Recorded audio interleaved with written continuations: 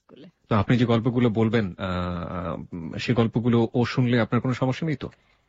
আসলে আমার এই জীবনের গল্পের সাথে তো ও জড়িত, এগুলি সব ওরই দেখা। ও ছিল আমার সাথে সদা সর্বদাই, সব জানে, ওর সামনেই সব হয়েছে। আপনি শুনবেন তো? না, হ্যাঁ ওকে, ঠিক আছে। তো আমরা শুরু করি। আপনি কোন জায়গাটা থেকে শুরু করতে চান? আমার জন্ম থেকেই শুরু করি। আমি যখন পৃথিবীতে আসলাম, জি, তো তখন থেকে আমি বলি, আমি যখন পৃথিবীতে আসি তখন আমার এক্লেমশিয়া হয়েছিল। জি, আমার মার বাঁচার কথা ছিল না, আমারও আসার কথা ছিল না।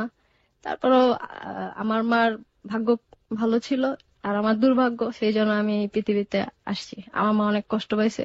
আমার মা 10-12 দিনের মতো অজ্ঞান অবস্থায় ছিলেন অপারেশনের পরে। খুব খারাপ অবস্থা ছিল। আমার অনেক কষ্ট করছেন আমাকে জন্ম দিতে গিয়ে। যাই হোক, আর তখন থেকে আমার যে অ্যাকচুয়ালি আমি মানে আমার বড় সৎ দাদি ছিল, সেই সৎ দাদির মানে আদরেই আমি বড় হয়েছি। উনি এজন্য আমার মাকে আমি দোষ দিই না, তিনি শিখ ছিলেন। আর আমার সৎ দাদি এই দেশের মানুষ ছিলেন না, উনি পাকিস্তানের ছিলেন। আর ওনার আদরই আমি আস্তে আস্তে বড় হয়েছি। পাকিস্তানে ছিলেন মানে আপনি পাকিস্তানি বংশোদ্ভূত ছিলেন নাকি আপনারা সবাই পাকিস্তানে ছিলেন? না না, উনি আমার সৎ দাদি। আচ্ছা আচ্ছা, উনি আমার সৎ দাদি। ওনার সাথে আমাদের কোনো ব্লাড কানেকশন ছিল না। আচ্ছা আচ্ছা আচ্ছা, অন্য দেশে ছিল, এখানে আসছিল। তখন আমার দাদা তাকে বিয়ে করছে, আমি তার ইয়াতে বড় হয়েছি। উনি বাংলাদেশেই থাকতেন? জি। কোন সম্প্রদায়ের ছিলেন উনি? মুসলিম। মুসলিম, কিন্তু উনি থাকে না পাকিস্তানিরা বিহারি অথবা অন্য কোনো কিছু, উনি বিহারি ছিলেন। আচ্ছা আচ্ছা, ওকে, বিহারি ছিলেন। যাই হোক, ওনার খুব সয় সম্পত্তি ছিল, ভালোই ছিল। আর আমার পড়ালেখা যা যা লাগে একটা বাচ্চা হিসাবে যা লাগে সবকিছু দিয়ে উনি আমাকে বড় করে তুলছেন। আর ম্যাক্সিমাম সময় আমি তার কাছেই থাকতাম। তো আপনার মার যেটা বলছিলেন যে এক্লেমশিয়া হলো এবং হওয়ার পরে সে তো সুস্থ হয়ে গেল, তো আপনি আর মার কাছে কেন ফিরে আসলেন না? কেন আমি মার কাছে যেতাম, খুব একটা থাকতাম না মার কাছে ছোটবেলাতেই। আমার ভালো লাগতো না তার কাছে। আমার ছোট দাদির কাছেই ভালো লাগতো। আমার কাছে মনে হতো যে ওই জায়গাটাই আমার আদরের জায়গা, আর কোনো জায়গা না, ওইখানে আমি থাকতাম। এর জন্য আমার ফ্যামিলি মানে আমার বাবার কাছে, বিশেষ করে আমার বাবার কাছে প্রচুর মানে মায়েরও আমি খাইছি ছোটকালে। মানে এমন মায়ের ধর করতো যে একদম ফিট হয়ে যেতাম আমি, এরকম। শুধুমাত্র আমার অন্যায় ছিল আমার ছোট দাদির কাছে যাওয়াটা। পরিবারের কি প্রথম সন্তান ছিলেন আপনি? আমি বড় ছিলাম। আপনি প্রথম সন্তান? হ্যাঁ, আমার বংশে আমি বড়। এবং তাকে এরকম মারধর করতো? আমার বাবা মারধর করতো। আমার বাবা ছিলেন খুব বদমেজাজি, আর মানে সে যেটা বলবে সেটাই করবে, এরকম। আর তখন ইয়াং ছিলেন, গায়ে খুব জোর ছিল, জোরটা আমার উপরই দেখাইতো। মার উপরও দেখাইতো, তা আমার উপর দেখাইতো। আমার যাই হোক, আমি ওনার সেই বড় হই। আমি যখন নিউটনে উঠি, নিউটন না, আমি যখন টেস্ট পরীক্ষা দিই তখন আমার ছোট দাদি ব্রেন স্ট্রোক করে। ব্রেন স্ট্রোক করার পরে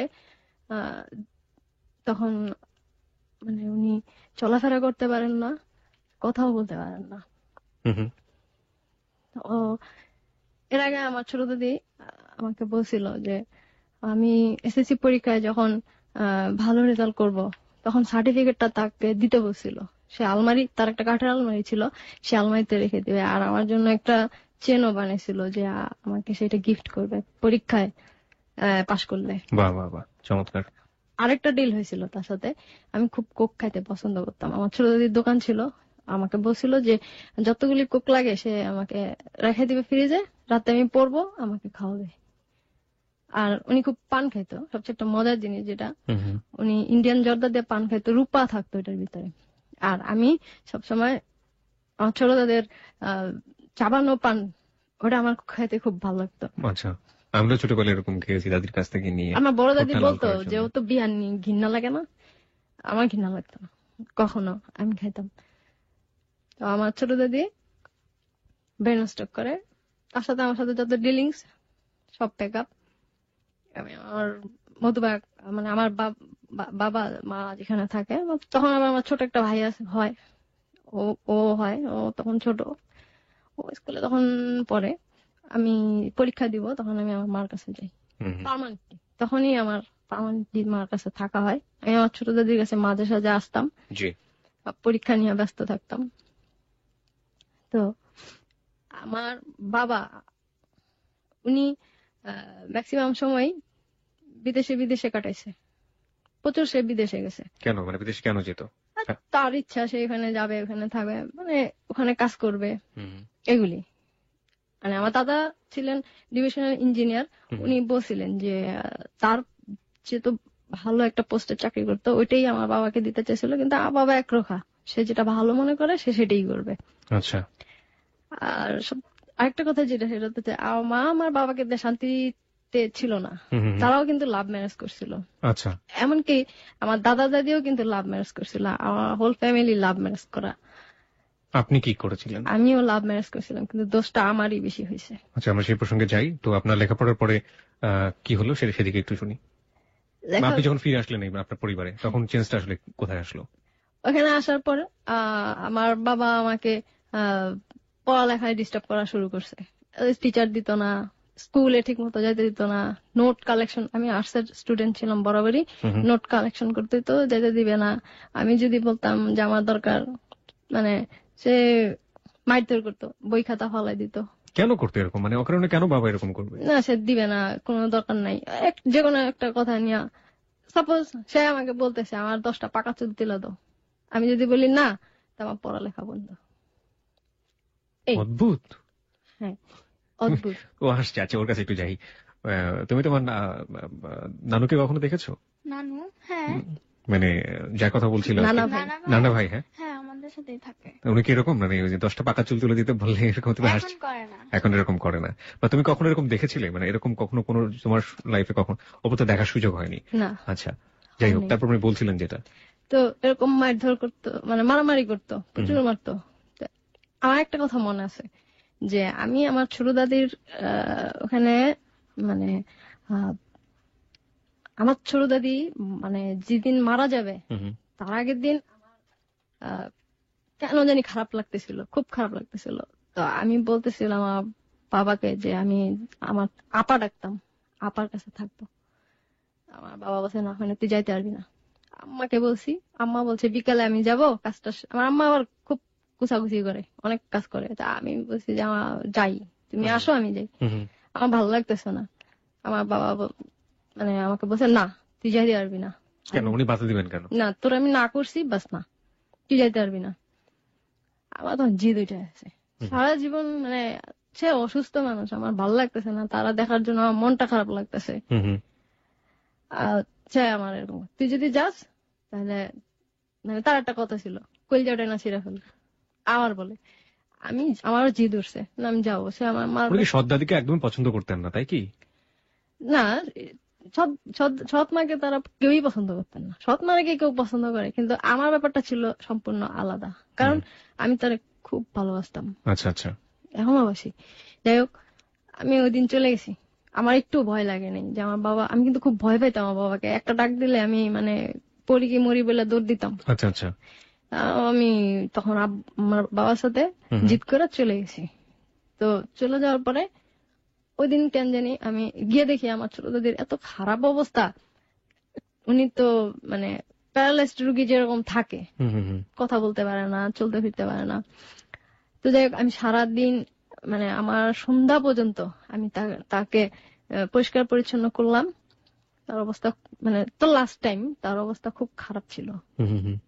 আমার বাবা আসছে, আয়সা যখন দেখে যে আমি কাজে বিজি আর আমার ছোট দাদির অবস্থা খুবই খারাপ, তখন সে ডাক্তার নিয়ে আসছে। ডাক্তার মেবি বলছে যে তার লাস্ট মানে তার লিভার সিলোসিস হয়ে গেছিল লাস্টে।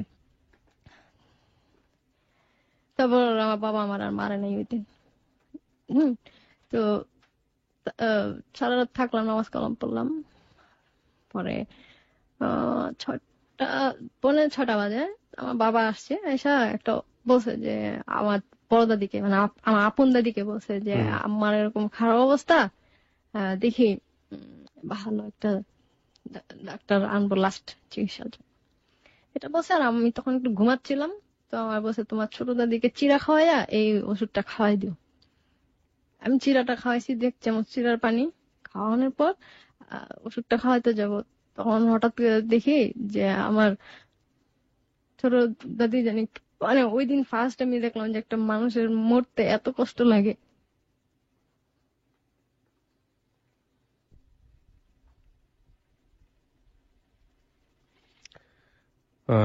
আসলে কাছের মানুষ প্রত্যেকটা বিদায়ই আসলে মানে খুবই কষ্টের, এবং কাছের মানুষগুলো আসলে চলে যাওয়াটা আরো বেশি কষ্টের। তবে আপনি যদি ভাবে কান্নাকাটি করেন, আমরা তো স্টোরি কন্টিনিউ করতে পারবো না। প্লিজ আপনি যত কষ্টই হোক না কেন আপনি আমাকে বলুন।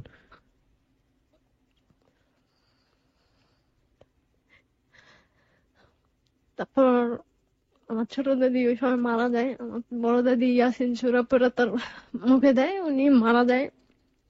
আসে, সবাই আসে। সবচেয়ে অদ্ভুত লাগছে, আমার খুব কষ্ট লাগছে যে 2জন মানুষ ছাড়া আমার ছোট দাদির আপন বলতে কেউ আসিল না পৃথিবীতে। আমি আমার ছোট দাদির কান্নার মতো, মানে মানুষ মারা গেলে যে কান্না করে, কান্না করার মতো আমি কাউকে দেখি নাই। আমিও কান্দি নাই। আমি কান্দি নাই এই কারণে কান্দি নাই, আমি কান্না করি নাই ঠিকই, কিন্তু আমার কিরকম জানি লাগছে। যাই হোক, এটা গেল আমার ছোটকালের হিস্টোরি। তারপর আমি যখন ইন্টারমিডিয়েট, পড়ালেখার একটা কথা বলি। আমি অঙ্কে কাঁচা ছিলাম। আমার স্কুলের টিচাররা এসে আমাকে নিয়ে গেছে বাবার সাথে ফাইট করে। আমার অঙ্কের টিচারও ফাইট করে আমাকে নিয়ে গেছে। তো তাদের চ্যালেঞ্জ ছিল যে আমি পাস মানে ভালো রেজাল্ট করবো। তো আমি ভালো রেজাল্ট কিন্তু করছি। ওই ইয়ারে আমাদের মার্কস প্রথমে কম আসছে, পরে বেশি আসছে। বেশির খবরটা আমি পাইনি। আচ্ছা আচ্ছা। এটা আমার দুর্ভাগ্য। তো আমার ইচ্ছা ছিল আমি ভালো একটা কলেজে ভর্তি হবো। তো আমার বাবা আমার একটা পচা কলেজে, আমাদের এই এরিয়ারই পচা কলেজ, ভালো না, ওই কলেজে ভর্তি করাবে, কাছাকাছি ওখানে করাবে। মানে সে যেটা বলবে সেটা আমার করতে হবে। আর একটা যেটা কথা আমি বলি যে আমার আমি খুব ভালো ভালো বলবো না, তবে আমার খুব আর্টের মানে ছবি আঁকার নেশা ছিল। আমি ঘরে বেশিরভাগ সময় তো ঘরেই আমার আটকে রাখতো। আমি আমার যে রুমটা ছিল সেই রুমে আমি ফেব্রিক্স দিয়ে, আমার বেশিরভাগ আর্ট করার ইচ্ছা ছিল পেন্সিল আর সাদা হোয়াইট পেজে। আর ফাঁক পাইলে ফেব্রিক্স দিয়ে আমি যা পাইতাম সেখানে পেন্ট করা শুরু করতাম, রং করা, মনে যা ইচ্ছা হতো সেটি। আমার খুব আর্ট করার মানে আর্টিস্ট হওয়ার শখ ছিল। মাটিতে অনেক কিছু বানাইতে পারতাম। আর না, আমার খুব মানে নাচার খুব শখ ছিল। মানে আমি ছোট থাকতে ওর সমান থাকতে, আমার বাচ্চা সমান থাকতে আমার খুব ইচ্ছা ছিল। মানে মিউজিক হইলেই আমার শরীরের মধ্যে খালি নাচতে ইচ্ছা হতো, রিদম কাজ করতো। একদিন আমি নাচতেছিলাম। আর আমাদের আগে তো সিডিমিডি ছিল না, আগে টেপ রেকর্ডার ছিল। আমার বাবা বিদেশ থেকে নিয়ে আসছিল। তো ওটা চোরে, আব্বা বাসায় নাই, ফ্রি নাচতেছি। আমার বাবা ঘুরে আসছে, আমি নাচতে নাচতে হঠাৎ আমার বাবার সামনে পড়ে গেছি। তখন আপনার বয়স কত? আমি তখন ওই 9-এ পড়ি। আমি তখন, বাবা কি করলো তারপরে? আমি তখন পুরো আমার হাত পা ঠান্ডা জমে গেছে, বরফ হয়ে গেছে। আমার বাবা একটা লাঠি ছিল মোটা, ওটা দেওয়া মানে আমার ভাইকে মারতো। তারপরে আমি আস্তে করে মাথা নিচে করে চলে গেছি আমার রুমে। কিছুক্ষণ পরে আমার বাবা ডাক দিছে, কানিজ এদিকে আসছি। আসার পরে আমার 2 পায়ে 2টা বাড়ি মারছিল, জোরে জোরে 2 পায়ে খুব জোরে জোরে বাড়ি মারছিল। আর বলছিল আজকের থেকে এই রুমে তুই আসতে পারবি না। আর আমার কিছু ক্যাসেট ছিল, ওই ক্যাসেট, ক্লাসিক ডান্স আমি খুব পছন্দ করতাম, ক্যাসেট গুলি সব ভাঙিয়ে ফেলছে। এই একটা কাজ, আরেকটা কাজ করছিল। আমি আমার বান্ধবীর মাধ্যমে যে নজরুল একাডেমি থেকে নাচতো বরবাদ, তারপরে ওখান থেকে আমি মন তুলে নিয়ে আর্টে চলে গেছি। ওখান থেকে আমি কাগজ নিয়ে আসছি যে আমি আর্ট শিখবো। আমি বাসায় বলছি যে আর্ট শিখবো, টাকা পয়সা বেশি একটা লাগে না। টাকা পয়সার কথা এই জন্য বলছি কারণ আমার বাবা টাকা খরচ করতে রাজি না। আর্ট শিখবো, তো আর্ট শিখার জন্য আমি নিয়ে আসছি কাগজ। আমি বলছি, বলার পরে বলতেছে এগুলি মুসলমানের মেয়েরা আর্ট করে না। আমি বলছি আমি তো মানুষের ছবি আঁকবো না, আমি সিনারি, মানে আমার মনে যা আছে। আমি মানুষের ছবি আঁকতাম না। আমার মেয়ের একটা অভ্যাস আছে, ও কিন্তু ভালো আর্ট করতে পারে। তো ও ও মানুষের ছবি আঁকে, মানে আচ্ছা, ওকে। কার্টুনিস্ট যা বলবেন মানুষে সবই আঁকতে পারবে। আর আমার একটা অভ্যাস ছিল যে আমি গাছপালা, পাহাড়, ঝর্ণা এগুলি আঁকতে খুব পছন্দ, গ্রামের দৃশ্য আঁকতে বেশি পছন্দ করতাম। রাফা, তুমি যে এত সুন্দর আর্ট করতে পারো, তোমাকে কেউ শিখিয়ে দিয়েছে না তুমি নিজে থেকেই করো? নিজে থেকেই। ছোটবেলা থেকেই? বাহ, হ্যাঁ, চমৎকার। নিজে। ছোটবেলায় তো তুমি তো এখনো ছোট, মানে কতদিন থেকে আর্ট করো, মানে কবে থেকে তুমি? অনেক ছোট থাকতে, আম্মু ছোট থাকতে আমাকে পাখি আঁকা শিখাইছিল, গোল গোল দিয়ে। স্পিকারের কাছে নিয়ে বলবো বাবা। একবারে অনেক ছোট থেকে, যখন তুমি ঠিক মতো অক্ষর জ্ঞান নিচ্ছ, সরেও সরেও শিখছো, সেই সময়টা থেকে মানুষ আঁকো। বাহ, খুব ভালো একজন কার্টুনিস্ট হবে ভবিষ্যতে, আশা করা যায়। আপনার গল্পে আসি একটু আগে। সেটা হচ্ছে আপনি যেটা বলছিলেন যে আপনার বাবা মানে অন্যায় আচরণটা আপনার উপরে করলো, তারপরে আপনি কি করলেন? ওই আমি একটা পারমিশন নিচ্ছিলাম যে আমি যদি আর্টটা শিখতে পারি, পাশাপাশি আমার ইচ্ছা ছিল। তো আর আব্বা বলছে না, এগুলি হবে না, না বাস না। আমার এটাও গেল, সবই গেছে। মানে আমার যে সামনে আগাবো আমি, আমার লেখাপড়া, আমার যে অভিজ্ঞতা, ওগুলি দিয়ে যে আমি আগাবো, ওই জিনিসটা আমার বাবা ফার্স্টলি মাটিতে দিছে। আচ্ছা, গেল। পড়াশোনা করেন এটাও চাইতো না? আচ্ছা, উনি অনেক বেশি কনজারভেটিভ মাইন্ডেড ছিলেন আমার যেটা মনে হচ্ছে। উনি কি খুব বেশি পরহেজগার বা থাকে না এক ধরনের ধর্মীয় অন্ধতা, না, এরকম কিছু ছিলেন না? না, না, এরকম ছিল। আর আরেকটা কথা আমি যেটা বলি, আমার বাবা একজন মুক্তিযোদ্ধা ছিলেন। আমার আরেকটা চাচা ছিল যে মুক্তিযোদ্ধা, মানে মুক্তিযুদ্ধে গিয়ে সে মারা গেছে, তার লাশও আমি যেটা মানে আমার ওই ফুপুর কাছ থেকে, মানে আমার বাবার চাচাতো বোন, ওনার কাছ থেকে যেটুকু শুনলাম যে আমার বাবা যুদ্ধে গেছে, সে দেখছে যে আর্মিরা আমার ওই চাচাটাকে মারা ফেলছে। তো তার প্রাণের ভয়ে সে তার ভাইকে, আপন চাচা ভাইকে ওইখানে ওই নর্দমার মধ্যে ফেলে রেখে চলে আসছে। আচ্ছা, এই কথাটা আমি এই কারণে বললাম, আমি যদি আমার বাবার জায়গায় থাকতাম, আমি আমার ভাই, মানে যারা আমার ভাইকে মারছে, যে কোনো একজনকে আমি মারতাম এবং নিজে মরতাম, বিকজ আমি মুক্তিযোদ্ধা। আমি দেশের জন্য মরতে আসছি, বাঁচার জন্য আসিনি। কিন্তু আমার বাবা সেখান থেকে ফিরে চলে আসছে। হ্যাঁ, আর যাই হোক, তো আমার বাবা, আমি জানি কি বলতেছিলাম। হ্যাঁ, আসলে আপনি কি বলছিলেন সেটাও আমি হারিয়ে ফেলেছি, মানে গল্প শোনার পর। হ্যাঁ, আমি বলতেছিলাম ক্লাস আমার 9-এ পড়েন আপনি, সেই জায়গাটা থেকে আমরা একটু কন্টিনিউ করি। হ্যাঁ, আমার যাই হোক, আমার ফিউচার যেটা আমি আগাবো, যে জিনিসগুলি, যে আর্মস গুলি, আমার শিক্ষা, আমার প্রতিভা, আমার এই যেগুলিতে আমি আগাবো, আমার লাইফটা সাজাবো, আমার ওই জায়গাটাই কবর হয়ে গেছে। মানে আমার বাবা দাফনাই দিছে ফার্স্ট। দেন আমি যখন কলেজে পড়ালেখা করতেছি, ভাঙ্গাচুরা কলেজ, যেটা আমার বাবার পছন্দের কলেজ, আর ওখানে আমার মন লাগতো না পড়ালেখায়, কারণ কলেজটা, এরপর তো রেজাল্ট আসলো আমার যে আমি ভালো রেজাল্ট করছি। তো আমার মনটা খুব খারাপ হয়েছে, আমার উদ্দেশ্যটা এত খারাপ যে আমার বাবা আর ফার্স্ট ডিভিশনের জন্য আমি ভালো একটা কলেজে ভর্তি হতে পারলাম না। আমার বাবা আর কি আমার এইরকম একটা কলেজে, তারপর পড়ালেখার জন্য করলাম যে যাক। তো যখন আমি পড়ালেখা শুরু করতেছি কলেজে, তো রাফার আব্বু, হুম হুম হুম। মানে আমার হাজবেন্ড, এক্স হাজবেন্ড, যে তারও আগে বয়ফ্রেন্ড? হ্যাঁ, বয়ফ্রেন্ড।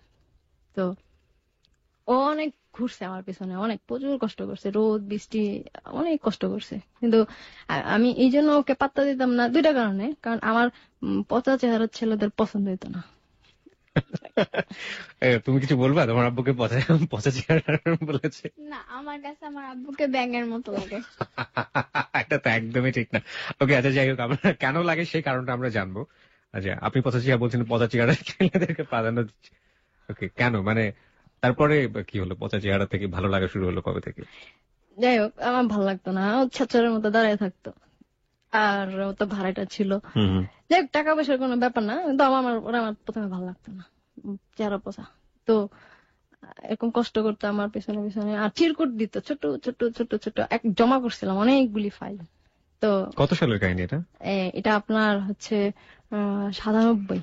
97 সালে? তখনও কি করতো, মানে আপনি তো পড়ালেখা করতে আমরা কিন্তু দুইজনে একই, সেম এজ? না, এই ও আমার শ্বশুর বাইর করছে, ও আমার 2 বছরের বড়। আচ্ছা, তাহলে ও ও তখন কিসে পড়তো? ও ইন্টারমিডিয়েট ফার্স্ট ইয়ারে পড়তো আমার আচ্ছা আচ্ছা, সাথে। ওকে। তো আমি একদিন ওকে বলি যে দেখো, ওর নাম হচ্ছে লিজন, ডাকনাম লিজন। সে, ওর বাবার চেহারা খারাপ হয়ে গিয়েছে, ওর বাবার একটা গুণ আছে, সে খুব ব্রিলিয়েন্ট স্টুডেন্ট, খুবই ব্রিলিয়েন্ট স্টুডেন্ট, আর তার ব্রেন খুব শার্প, বুদ্ধি খুব ট্যাক্টফুলি, নিজের সেভ করার সেই ক্ষমতা আছে, মানে খুব অদ্ভুত বুদ্ধির একটা ছেলে। আমি ভালো এরকম ফলাফল ছেলে করে। পৃথিবীতে কি আমি খুঁজিও নাই, দেখিও নাই, কিন্তু নাই আপনার কাছে মনে মনে করি। হয় আপনার হ্যাঁ, ছেলেদের জগতে সে একটাই ওই মাত্র ছেলে, একা। স্টিল না আপনার এখনো সেটাই মনে হ্যাঁ, হয়? এখনই মনে, কি এখন করেন উনি, পেশায় কি করছেন? সে সচিবালয়ে first class gazetted officer, BCS cadre, BCS পরীক্ষা দিয়ে সে সচিবালয়ে আর কি এখন আছে। ওকে, আচ্ছা। তো তাই ওকে আমি তখন বলি যে দেখো লিজন, তুমি আর আমি তো ক্লাসমেট, আর আমার বাবা কিন্তু এরকম, তো বাবা এরকম, এটা সম্ভব না, আর আমি পচা ছেলে চেহারার ছেলেদের পছন্দ করি না। তখন ও না কান্নাকাটি শুরু, আর তোমার চিঠিগুলি তুমি নিয়ে যাও। আমি বলছি যে, আর ও চিঠিগুলি দিত। আগে আমাদের অবজেক্টিভ বই ছিল বড় বড়, ও খালি ওর বাবা খালি অবজেক্টিভ বইগুলি নিয়ে যেত। আর সাইকোলজি আমার একটা সাবজেক্ট ছিল, ও কিন্তু সায়েন্স, মানে ওর বাবা সায়েন্সের ছিল, আমি আর্টসের ছিলাম। ওর সাইকোলজি কোনো দরকার ছিল না, তারপর ওইটা নিয়ে যেত আইসা আইসা। আচ্ছা আচ্ছা। ওটার ভিতরে চিরকট পাঠাই দিত। আর পিয়ন ছিল আমার ভাই, আর ওর পিয়ন ছিল, মানে ওর বাবার পিয়ন ছিল ওর বাবার ভাই, ওই যে দেওয়ারটার সাথে আমার শাশুড়ি রাখতো। আচ্ছা আচ্ছা, সে কাহিনী আমাদের শ্রোতারা জানে না, আমাদের ধীরে ধীরে ওখানে যেতে হবে আর কি। সরি। তো আহ, ও আর কি ওরে অনেক বোঝাই, কিন্তু যখন এই কথাটা বলি তখন ও মানে অত চশমা পরে, মানে চশমা ফাঁক দিয়ে আর কি মুছতেছে চোখ, এরকম এরকম করে চোখের মুছতেছে। জল মুছছে, হ্যাঁ, হ্যাঁ। আমার অদ্ভুত লাগছে, এই কান্না করতেছে কেন, ছেলে মানুষ কাঁদতে তো আমি কখনো দেখিনি, এই ফার্স্ট দেখলাম। পরে আমি বলছি, তুমি কাঁদতেছো কেন? পরে বলে দেখো তোমার গায়ের রং ফর্সা, তুমি দেখতে ভালো, এই জন্য তুমি আমার এই কথাটা বললা, তুমি বাড়িওয়ালার মেয়ে, তুমি আমার নেগলেক্ট করলা আজকে। আপনাদের বাড়িতেই ভাড়া থাকতো? না না, অন্য মানুষের বাড়িতে ভাড়া থাকতো, আচ্ছা। দুই একটা বাসার পরে একই এলাকায় থাকতাম। আমার না খুব খারাপ লাগছে, যে না আসলে তো আমি তোরে নেগলেক্ট করছি, ও তো আল্লাহর বান্দা, আমিও আল্লাহর বান্দা। তো আমার খুব কষ্ট লাগছে, ওর প্রতি সিম্পিতি জাগছে। পরে মানে কথাটা বললাম না, মনে হচ্ছে আমি অন্যায় করছি। আমার কাছে আরো মনে হয়েছে যে আমার উপর আল্লাহ পাক নারাজ হয়েছে। সেও তো আল্লাহ সৃষ্টি, আল্লাহ তারা ভালোবাসে। আর সুন্দর অসুন্দর যাই হোক, তারপর থেকে দুই একদিন পরে ওকে আর দেখি না। পরে ওদের কাজের মেয়েরা জিজ্ঞেস করছিলাম যে লিজন কই, বলে যে ও কিশোরগঞ্জ চলে গেছে, মানে ওদের দেশের বাড়ি। আমি তখন আমার খারাপ লাগছে যে কিরে, আমি ওকে ইনসাল্ট করলাম তাই ও চলে গেল, খুব কষ্ট লাগছে। তা কিছুদিন পরে দেখি যে 7-8 দিন পরে ও আসছে, তখন আমার খুব ভালো লাগছে। এই তখন থেকে ওর আমি ভালোবাসা শুরু করি।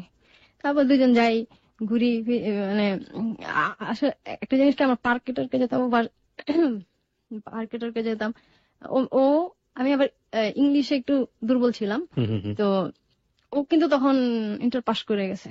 আচ্ছা, আমি এর পরের বছর পরীক্ষা দেবেন? হ্যাঁ, তো ওর কাছে আমি পড়তাম, কারণ ওই যে একই সমস্যা, টিচার দিবে না। তো আমি প্রেম করতাম, ওর সাথে পড়তাম, সবাই প্রেম করতো, আর আমি ওর বাবার কাছে পড়তাম, আর ও খুব ভালো বুঝাইতে পারতো। তো এইভাবে আমাদের সম্পর্ক চলে। এর এবং মধ্যে এই সম্পর্কটা কতদিন চলেছিল, এই প্রেমের সম্পর্কটা? খুব একটা বেশি দিন চলে নাই। আমার ইন্টারমিডিয়েট ফাইনাল পরীক্ষা যখন আমি দিলাম, এর আগে আমার মানে একটা বিয়ে ঠিক হয়, মানে হয় এরকম। তো আমি তখন রাফার বাবার বলি যে দেখো এরকম এরকম সমস্যা, আমার তো বিয়ে ঠিক হয়েছে, আমি আর কি করব, কিছু করার নাই। তারপর রাফা বাবা বলে যে ও আচ্ছা, তার মানে তুমি আমার সাথে খেলা করলা, গেম খেললা, তোমরা মেয়েরা এরকমই হও, এরকম বলছে। বলার পরে সে বলতেছে যে তুমি যদি আমার সত্যিই ভালোবাসা থাকো তাহলে তোমার আমাকে বিয়ে করতে হবে, বিয়ে করো। তো ওই সবকিছু অ্যারেঞ্জ করছে। ওর একটা ফ্রেন্ড ছিল, আমারও ফ্রেন্ড হইতো, ওই ওর মাধ্যমে সবকিছু অ্যারেঞ্জ করছে। প্রথমে বিয়েটা মানে করতে যখন গেছিলাম তখন হয় নাই, যে কোনো একটা কারণে ওই দিন সম্ভব হয় নাই। তো তারপরে মার্চ মাসের 9 তারিখে আমাদের বিয়েটা হয়, আমার এখনো মনে আছে। কত সালে এটা? মার্চ মাসের 9 তারিখে, এটা হচ্ছে আপনার 98 সালে। ওকে। তো যাই হোক, আমরা ডিসিশন নেই যে যে যার মতো বাসা থাকবো। ও ও পড়ালেখা করবে, আমি আমার পলাই মানে যাওয়ার বিয়ে করার পরে আপনাদের ফ্যামিলি কেউ জানবে না, এটাই ছিল আপনাদের প্ল্যান? না, পরে বলবো যখন আমরা স্টাবলিশ কাছাকাছি চলে আসবো তখন বলবো, এরকম ইচ্ছা ছিল। আমাদের কোনো খারাপ নিয়ত ছিল না যে আর বিয়েটা কেন করলেন? যদি হঠাৎ করে বাধ্য করে বিয়ে করার জন্য ফ্যামিলি, তখন বলবেন যে বিয়ে করে ফেলছে। হ্যাঁ বিয়ে করে ফেলছি, আচ্ছা আচ্ছা। আমাদের পড়ালেখার সুযোগ দাও, হুম হুম। এরকম আর কি। তো ওর মতো পড়তেছে, আমি আমার মতো পড়তেছি। তো আহ, যাই হোক, যে কোনো একটা কারণে মানে আমার বাবা জানতে পারে যে আমরা বিয়ে করছি। আমার বাবাই কিন্তু ফার্স্টলি জানে, এবং সে শ্যামলী থেকে কাজী অফিস থেকে ওখান থেকেই কাবিনের কাগজটা তুলে নিয়ে আসে। আনার পর আমার ঘরে আটকায়, আটকানোর পর আমার তো মারধর করি। আবার বলে যে আমি উকিল নিয়ে আসতেছি, এই ছেলের সাথে তালাক পড়ায় ছাড়বো, আর এই ছেলের তো হাড্ডি গুড্ডি ভাঙবই। আমার তো তখন, আর আরেকটা কথা যেটা, যে আমি এখন যেরকম, আগে এরকম ছিলাম না। একদম মানে মানুষ যা বলতো তাই বিশ্বাস করতাম, এরকম বোকা, পুরা বোকা। তো এরকম আমাকে আটকে রেখে গেছে আমার বাবা। হুম হুম। আমি খুব মানে ভয় পেতাম, খুব না প্রচুর ভয় পেয়েছিলাম আমি ওই দিন, যে কি আমার বাবা করতেও পারে। কারণ ছেলের আশার কাছে, ছেলে এখন বাসায় আছে, খুব কম বাইরে যেত। ওর মাত্র 3টা ফ্রেন্ড ছিল, খুব একটা ফ্রেন্ড ছিল না। পরে এমসি ও যদি কিছু করে আমি এখন কিভাবে বেরোবো? আগে তো মোবাইলের এত চল ছিল না, জি। আর আমি খবরও দেওয়ার মতো কেউ নাই। আর ভাইরে একবার বলছিলাম যে একটু যা খবর দে না, বল বাসা থেকে সরে যেতে। আমার না, সম্ভব না, কারণ ও তো ছোট, ও ভয় পাইতেছে না, হুম হুম। ওরও তো মারবে আমার বাবা। আমাদের ঘরের মধ্যে আটকে রাখছে, আমি কি করবো বুঝে পাইতেছিলাম না। আমাদের বাসার জানলায় এর আগে একবার চোর আসছিল, গ্রিল ভেঙে গেছিল, ওটা ঠিক করতে পারে নাই। আমি তো আর দিশা পাই না, সব জায়গায় মানে মেন গেটেও তালা মারা। আমি ওই জানলাটা ধাক্কা দিয়ে অনেক কষ্ট করে লোহাটা সরায়া একটু ফাঁকের মতো করে ওইখান দিয়ে আমি পালাইছি। হ্যাঁ, ওটা কিন্তু আমি ভয়ে পালাইছি। আমি আগে স্টুডেন্ট পড়াইতাম, ওখান থেকে 800 টাকা নিছি, আর কিচ্ছু আমার সম্বল না। তো জুতাটাও নেই, কারণ জুতা নিতে গেলি, বাইরে থেকে নিতে গেলি ধরা পড়ে যাবো। হ্যাঁ, হ্যাঁ। পালাইছি।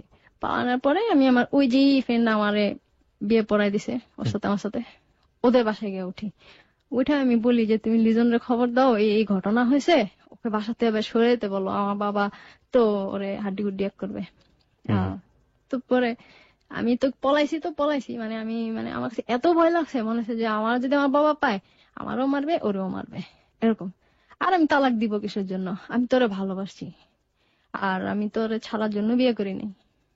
যাই হোক, যাই এখানে, ও আসে, রাফার বাবা আসে। আসার পরে আমাকে বলে তুমি এটা কি করছো? বলে, দেখো এরকম তো কথা ছিল না তোমার সাথে আমার। বলছে, দেখো কথা তো এরকম ছিল না, কিন্তু এরকম হয়ে গেছে, এখন কি কিছু তো করার নাই, তুমি আপাতত লুকায় থাকো। না, আমি কেন লুকায় থাকবো? আমাকে বলতেছে। তো তাহলে আমি কি করব? তখন ও বলতেছে আই এম হেল্পলেস, আমার কিছু করার নেই, বললো ও চলে গেছে। আমি থাকলাম আমার এক বান্ধবী বাসায়। তো ওই দিন রাত্রেবেলা আমার বাবা চাচা গেছে, কি হয়েছে ওদের বাসায় আমি কিন্তু জানতেছি না ওইখানকার খবর, মানে আমি যেখানে থাকি আমার এলাকায়, ওই এলাকায় আমার মানে আমার আমার এই স্টোরিটা আমাদের এলাকার হেন কোনো মানুষ নাই না না জানে। আর আমি আমার এলাকায় দীর্ঘ 12 বছর, এক যুগ পর এই ফার্স্ট মানে এই আসলাম 2012-তে আমার এই এলাকায়। তো যাই হোক, ওর মা আবার কি করলো যে ওরে উম যেভাবে হোক বাসা থেকে বাইর করে দিছে জানার পরে। জানছে, ওখানে খুব তোলপাড় হয়েছে, ওই জিনিসটা কিন্তু আমি জানতেছি না। তো যাই হোক, 2-1 দিন পর ওর বাবা আসছে আমার কাছে, এসে বলে কি যে আমার মা আমার জুতা দা পিটায় বাসা থেকে বাইর করে দিছে, আমি এখন কি করব? তখন আমিও বলছি যে আমি কি করবা, আমি হেল্পলেস, আমি এটা বলছি। তো না, তুমি আমার রাখবা। ওর বাবা বলতেছে আমি তোমার কোথায় রাখবো? পরে আমি ওর বাবা যখন ঝগড়াঝাটি করতেছি, তখন আমার ওই ফ্রেন্ড, ওর নামটাই আমি বলি, ওর নাম হচ্ছে সাজ্জাদ। তো ও ও ও বলে আচ্ছা আমাদের বাসা চলো। ও দুলাভাইটার মাধ্যমে ইয়া হয়েছিল, ওই বাসা থাকলাম, বেশ কিছুদিন থাকলাম দুইজন। আমি আমি আর ও দুজনই ছিলাম। তো থাকার পরে তখন আপনার ইন্টারমিডিয়েট পরীক্ষা দিয়েছেন আপনি? হ্যাঁ, আমার ইন্টারমিডিয়েট পরীক্ষা হয়ে গেছে, রেজাল্টও দিয়ে দিছে। আরো কিছু পড়ছে তখন? আর ঢাকা ভার্সিটিতে তখন 3rd ইয়ারে পরে অনার্স। আচ্ছা, অনার্স তখন ঢাকা বিশ্ববিদ্যালয়ে 3rd ইয়ারে পড়ছিল অনার্সে, এবং আপনি তখন রেজাল্ট পেয়ে গিয়েছেন ইন্টারমিডিয়েট। ওকে। তারপর সাজ্জাদের বাসা থাকি। তো ফার্স্টে আমি ছিলাম, পরে ও আসছে। তো সাজ্জাদ আমার ওর বোন আবার ইন্ডিয়ায় গেছিল, তখন ওর দুলাই বলছে ঠিক আছে তোমাদের এরকম সমস্যা, তো তোমরা থাকো এখানে। থাকলাম। তো একদিন আমি মানে সকালের দিকে, তো আমি ওদের বাসায় বসে মানে রান্না করছি, আমি কেউ নাই তো, তো দুলাভাই বলছে যে তুমি রান্না করো, যেভাবে ইচ্ছা থাকো, খুব ভালো, উনি খুব ভালো মানুষ। রান্না রান্না করে আমি গোসল করে নামাজ পড়তেছি, এমন সময় ওর বাবা আর ওর দাদির যে ছোট ভাই সে আসছে। ঠিক এই গল্পটার এই জায়গাটা থেকে আমরা ফিরবো, তবে তার আগে আমাদের সংবাদের ছোট্ট একটা বিরতি আছে, মিনিট 5 মতো, তারপরে আমরা ফিরে আসবো। কারণ প্রথম আপনাদের কাছে আপনাদের দুই পক্ষের ফ্যামিলি থেকে কেউ একজন আসলো অভিভাবকদের মধ্যে, এবং তারপর আসলে কি হলো সে ঘটনাটা আমাদের জানা দরকার। হ্যাঁ, লিজন। প্রথম কোন একজন লিজনের পক্ষ থেকে, লিজনের মা এবং আরেকজন মা না, ছোট মামা। ছোট মামা, আচ্ছা। আসছে, আসার পর মানে আসার সাথে সাথে লিজন আমার গলাটা টিপা ধরছে। গলা টিপা বলে যে তোর বাপ আমার বাপের জেলে হাজতে নিছে। সঙ্গে সঙ্গে? হ্যাঁ। না মানে ঠিক বুঝলাম না, মানে ওনারা আসলেন, আসার পরপরই সঙ্গে সঙ্গে লিজনের সাথে ছিল, ওনার সাথে ছিল? লিজনই আমার গলা টিপা ধরছে যে তোর বাপ আমার বাপকে গতকাল রাত্রে হাজতে নিছে, তুই কিভাবে আমার বাপকে ছাড়াবি তুই জানিস, তুই যা, আর তা নাহলে তোরা মাইরি ফেলবো। আমি তো কিছুই জানি না। Oh my God. তো ওর মামাকে আমি জিজ্ঞেস করলাম যে মামা আসলে ব্যাপারটা কি হয়েছে আমার একটু বলেন। তারপরে উনি বললো যে তোমার বাবা চাচা গতকালকে রাত্রে পুলিশ নিয়ে আসছিল, আর তারপরে লিজন বাসায় ছিল না, সেই জন্য তোমার শ্বশুরকে রমনা থানায় নিয়ে গেছে। This track was downloaded from FusionBD.com. কিন্তু এখানে ওর বাবা যে ভুলটা করছে সেটা হতেছে যে 12টার সময় কোর্টে আসামি চালান দিয়ে দেয়, ঠিক 11:30 অনেক পরে আমার এই কথাটা বলছে। ওর বাবা যদি আমার আরো আগে জানাইতো তাহলে কিন্তু দাদা জেলে যেত না। তো আমি গেছি, খুব দ্রুত গেছি, আমি কথাটা শোনার পরপরই আমি চলে গেছি। আমি রমনা থানার কাছে ছিলাম দেখিয়া, মানে একটু ডিস্টেন্সে ছিলাম। এর আগে তো আপনার শ্বশুরের সাথে আপনার দেখা হয়নি? দেখা কি হয়েছে? হ্যাঁ, দেখা হয়েছে না, তখন তো এলাকার মধ্যে থাকতো না। এমনি দেখেছেন, শ্বশুর হিসেবে তো কখনো কাছাকাছি যাওয়া হয়নি? না, যাওয়া হয়নি। প্রথম যাওয়া হলো জেলখানাতে। হ্যাঁ, রমনা থানায়।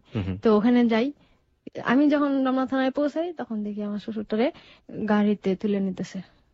তারপরে হাই দারোগা, কাকা বলে ডাকতাম, হাই কাকা, উনি খুব ভালো মানুষ ছিল, মানে পুলিশদের মধ্যেই ফার্স্ট একজন দেখলাম খুব ভালো মানুষ। তো উনি আমাকে বললো যে মা তুমি আসছো, কিন্তু অনেক দেরি হয়ে গেছে, তোমার শ্বশুরকে কোর্টে চালান দেওয়া হয়ে গেছে। বললাম যে কাকা ওনারা দাঁড়ানো যায় না। ওর দাদা আর কি একবার খালি আমার দিকে তাকাইলো, আমার তখন এত খারাপ লাগছে, আমার লজ্জায় মন চাইতেছিল যে আমি নিজে গলায় দড়ি দিই, এত খারাপ লাগছে, এত কষ্ট লাগছে। তো যাই হোক গেলাম, দাদারে নিয়ে চলে গেছে, চালান দিয়ে দিছে কোর্টে, আমি আর কিছু করতে পারি নাই। তবে উনি আমাকে বললো যে দেখো ওরা নিয়ে কোর্টে একটা সেল আছে ওইখানে রাখবে, জেলে ইয়া করবে না, তোমার ইয়া ছাড়া সে যেতে পারবে না, তুমি তোমার সাক্ষীর উপর ডিপেন্ড করবে। ওই দিন গেলাম, যাওয়ার পরে তা আমি বললাম যে আমার ঘটনাটা কি হয়েছে কাকা আপনি আমাকে বুঝাই বলেন। কাকা বলতে কিন্তু আমি দারোগাটারে বলতে, সেকেন্ড অফিসার। তো আমার একটা অভ্যাস আছে যে সেই হোক আমি ভাই চাচা কাকা ওইভাবে ডাকি। তো যাই হোক কাকা ঘটনাটা কি আমাকে বলেন কি হয়েছে। তোমার বাবা আর চাচা দুজনে মিলে তোমার শ্বশুরের নামে রেপ কেস, অপহরণ কেস, তো ওরকম খারাপ কেস আছে দিছে। তো পুলিশকে এভাবে লেখা আছে যে জালনা ভাইঙ্গা আমার শ্বশুর, এরকম একটা ইজি মানুষ। আরো সাজ্জাদ ওই যে মানে ওর নাম তো লেখা ছিল কাবিনে, মানে ঘুরে পেঁচায় যত মিথ্যা কথা আছে ওখানে দিছে। দেখার পরে আমি সেটা কে দিছে, তোমার বাবা দিছে। আমার বাবা দিছে? হ্যাঁ তোমার বাবা দিছে। না আমার বাবা দিতে পারে না, আমার চাচা মনে হয় দিছে। না তোমার বাবা দিছে। আরো ওসিরে খাওয়াই দিয়ে গেছে, 5,000 টাকা দিছে, তাই দারোগা সবাই টাকা দিছে কম বেশি। একটু পরে আমার উনি বলতেছে একটু পরে খেলা দেখবা না তুমি। বললাম কি খেলা দেখবো? দেখো। তারপর বিকাল হইলো, আমার শাশুড়ি আসলো, ওর দাদি আবার মুরিদ ছিলেন একজন, তো ওনার টিম আসছে তার সাথে। আবার আমার শ্বশুর 3টে স্কুলের মাস্টার ছিল, সিনিয়র টিচার ছিলেন, ওনার কিছু কলিগ আসছে। আসার পরে আমার শাশুড়ি বলতেছে আমাকে তখন, মা তোমার হাতে আমার সংসার, মা তুমি ইয়া করো। আমার তখন মাথাটা পুরা খারাপ হয়ে গেছে যখন এই কথাগুলি আমি পড়লাম, স্টেটমেন্টে দিব যে আমার বাবা আমার বিশ্বাস করতে খারাপ লাগতেছে যে আমার বাবা এরকম দিল। তাও ওর দাদার নাম উল্লেখ করা আছে, ওর বাবার কোনো ইয়া নেই। আর ওর বাবারা রিমাইন্ডে ফেলাইছিল, আমি এটা পড়ছি। ওর বাবারা ধরতে পারলে রিমাইন্ডে নিতে বলছে। পরে ওর দাদি প্যান প্যান করতেছে যে মা তোমার হাতে এই সেই হ্যান ত্যান। পরে আমি ওনার একটা কথা বলছি যে দেখেন, এই মুহূর্তে আমি দেখবো না যে আমার বাবাকে, এই মুহূর্তে আমি দেখবো না যে লিজনের বাবাকে। এই মুহূর্তে আমি খালি একটা জিনিসই দেখবো যে আমার আল্লাহ আমি কোন কাজটা করলে আমার আল্লাহ খুশি হয়। আমি আমি কিন্তু আর কোনো কিছু চিন্তা করিনি। আমার বাবা আসছে সন্ধ্যা 8টার দিকে আসলেন। আমার বাবা আসছে, আমার মামা আসছে, আমার বাবার ফ্রেন্ড আসছে, আমার চাচা আসছে। আসার পরে আমার একটা রুমের মধ্যে নিল ফার্স্টে। নেওয়ার পরে আমার মামা, মেজো মামা, উনি আমার বললো যে কানিস বাসায় চলো। ওই মামাটার আমি খুব ভয় পাই, মারতো না কিন্তু খুব ভালো। মামা খালা সবাই ভালো, খুব ভালো। মামা কিন্তু মারতো না। তারপর আমি এই মামাটার কেন জানি ভয় পেতাম, এখনো পাই। তো ওই মামারা বলে কানিস বাসায় চলো। আমি আস্তে মাথা নিচে করে বলছি মামা আমি বাসায় যাবো না, ওনারা ছাড়ানোর পর আমি বাসায় যাবো। মামা আমার কোনো কোশ্চেন করে নাই।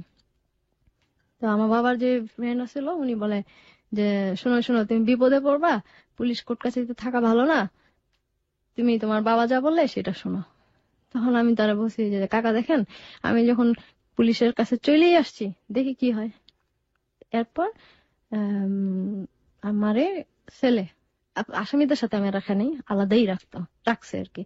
রাখার পরে ঘন্টাখানিক পর যখন নাকি 10টা বাজে, তখন রাত 10টা, হ্যাঁ রাত 10টা, আমার দাদিও ছিল সাথে, আপন দাদি আর কি। সব দাদি তো মারাই গেছে, আপন দাদি ছিল। তো আমার দাদির আমি বললাম যে দাদি তুমি আমার সাথে থাকবা। আমার একটু ভয়ও লাগতেছিল, কারণ আমার ওই দিন থাকতে হবে। আর সবচেয়ে বড় কথা কি, আমার লাইফে আমি এই ফার্স্ট যেমন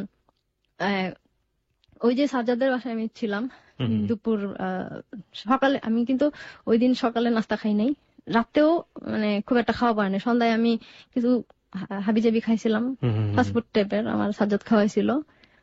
ওর বাবাও আসছিল, থাকে নাই ওর বাবা, কিন্তু চলে গেছে।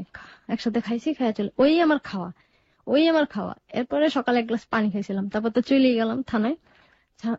এরপরে আমার আর কোনো খাবার নেই। এই একটা আমি না খাইছি, না ঘুমাইছি, না মানে আমি একটু ওয়াশরুমেও যাইনি। যাই হোক, আমাকে ডাকাইছে ওসি, রমনা থানার ওসি ডাকাইছে। আমার বাবা ওখানে বসা, সোফায় বসা।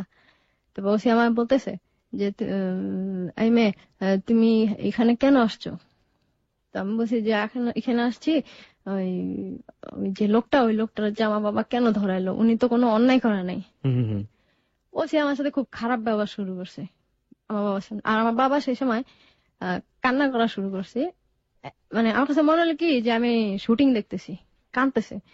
আমার মেয়েকে ওরা অপহরণ করে নিয়ে গেছে, আপনি কিছু একটা করেন, আমি একজন মুক্তিযোদ্ধা, বীর মুক্তিযোদ্ধা, তার মেয়েকে এরকম করছে, আপনার বিচার চাই। পরে ওসি আমাকে বলতেছে দেখছো তোমার বাবা কিভাবে কাঁদতেছে, তোমার তো থাপড়ায় একদম গালগুলো ফাড়ায় ফেলানো উচিত, এরকম করে বলতেছে আমার। আর আমার সাথে বাজে বাজে বিহেভ করতেছে। আমি বলতেছি আপনি আমার সাথে এরকম করতেছেন কেন? আমার বাবা যে কথাগুলি বলছে এগুলি মিথ্যা কথা, ওই লোক আমার অপহরণ করে নাই। আর যে ছেলেকে আমি বিয়ে করছি ওই ছেলে আমার রেপ করে নাই, এই ছেলে আমার হাজবেন্ড হয়, আমি স্বেচ্ছায় ওরে বিয়ে করছি। উনি বলতেছে আবার মিথ্যা কথা বলো, চড়ায় দাঁত ফালাই দিব। বলছি কেন আপনি আমার চর মারবেন, আমি কি অন্যায় করছি? পরে একটা মহিলা ইয়াকে ডাকতেছে, পুলিশ মহিলা, এই তুমি ওরে নিয়ে মারো তো, ভালো করে মারো তো, এরকম বলতেছে। ওই মহিলাটা আমার কাছে আসছে, আমার হাত ধরবে, আমার চেয়ে কিন্তু লম্বা। পরে আমি বলতেছি খবরদার আমার গায়ে হাত দিবেন না। আমার গায়ে হাত দিবেন কিসের জন্য? আমি কি চোর যে আপনার গায়ে হাত দিবেন? আর ওসিরা আমি বলছি যে শোনেন, আমার বাবা কিন্তু তখন কাঁদতেছে আর একই কথা বলতেছে যে আমি বীর মুক্তিযোদ্ধা, আমার মেয়েকে এগুলি করছে, আমি বিচার চাই, আপনি বিচার করেন ওসি।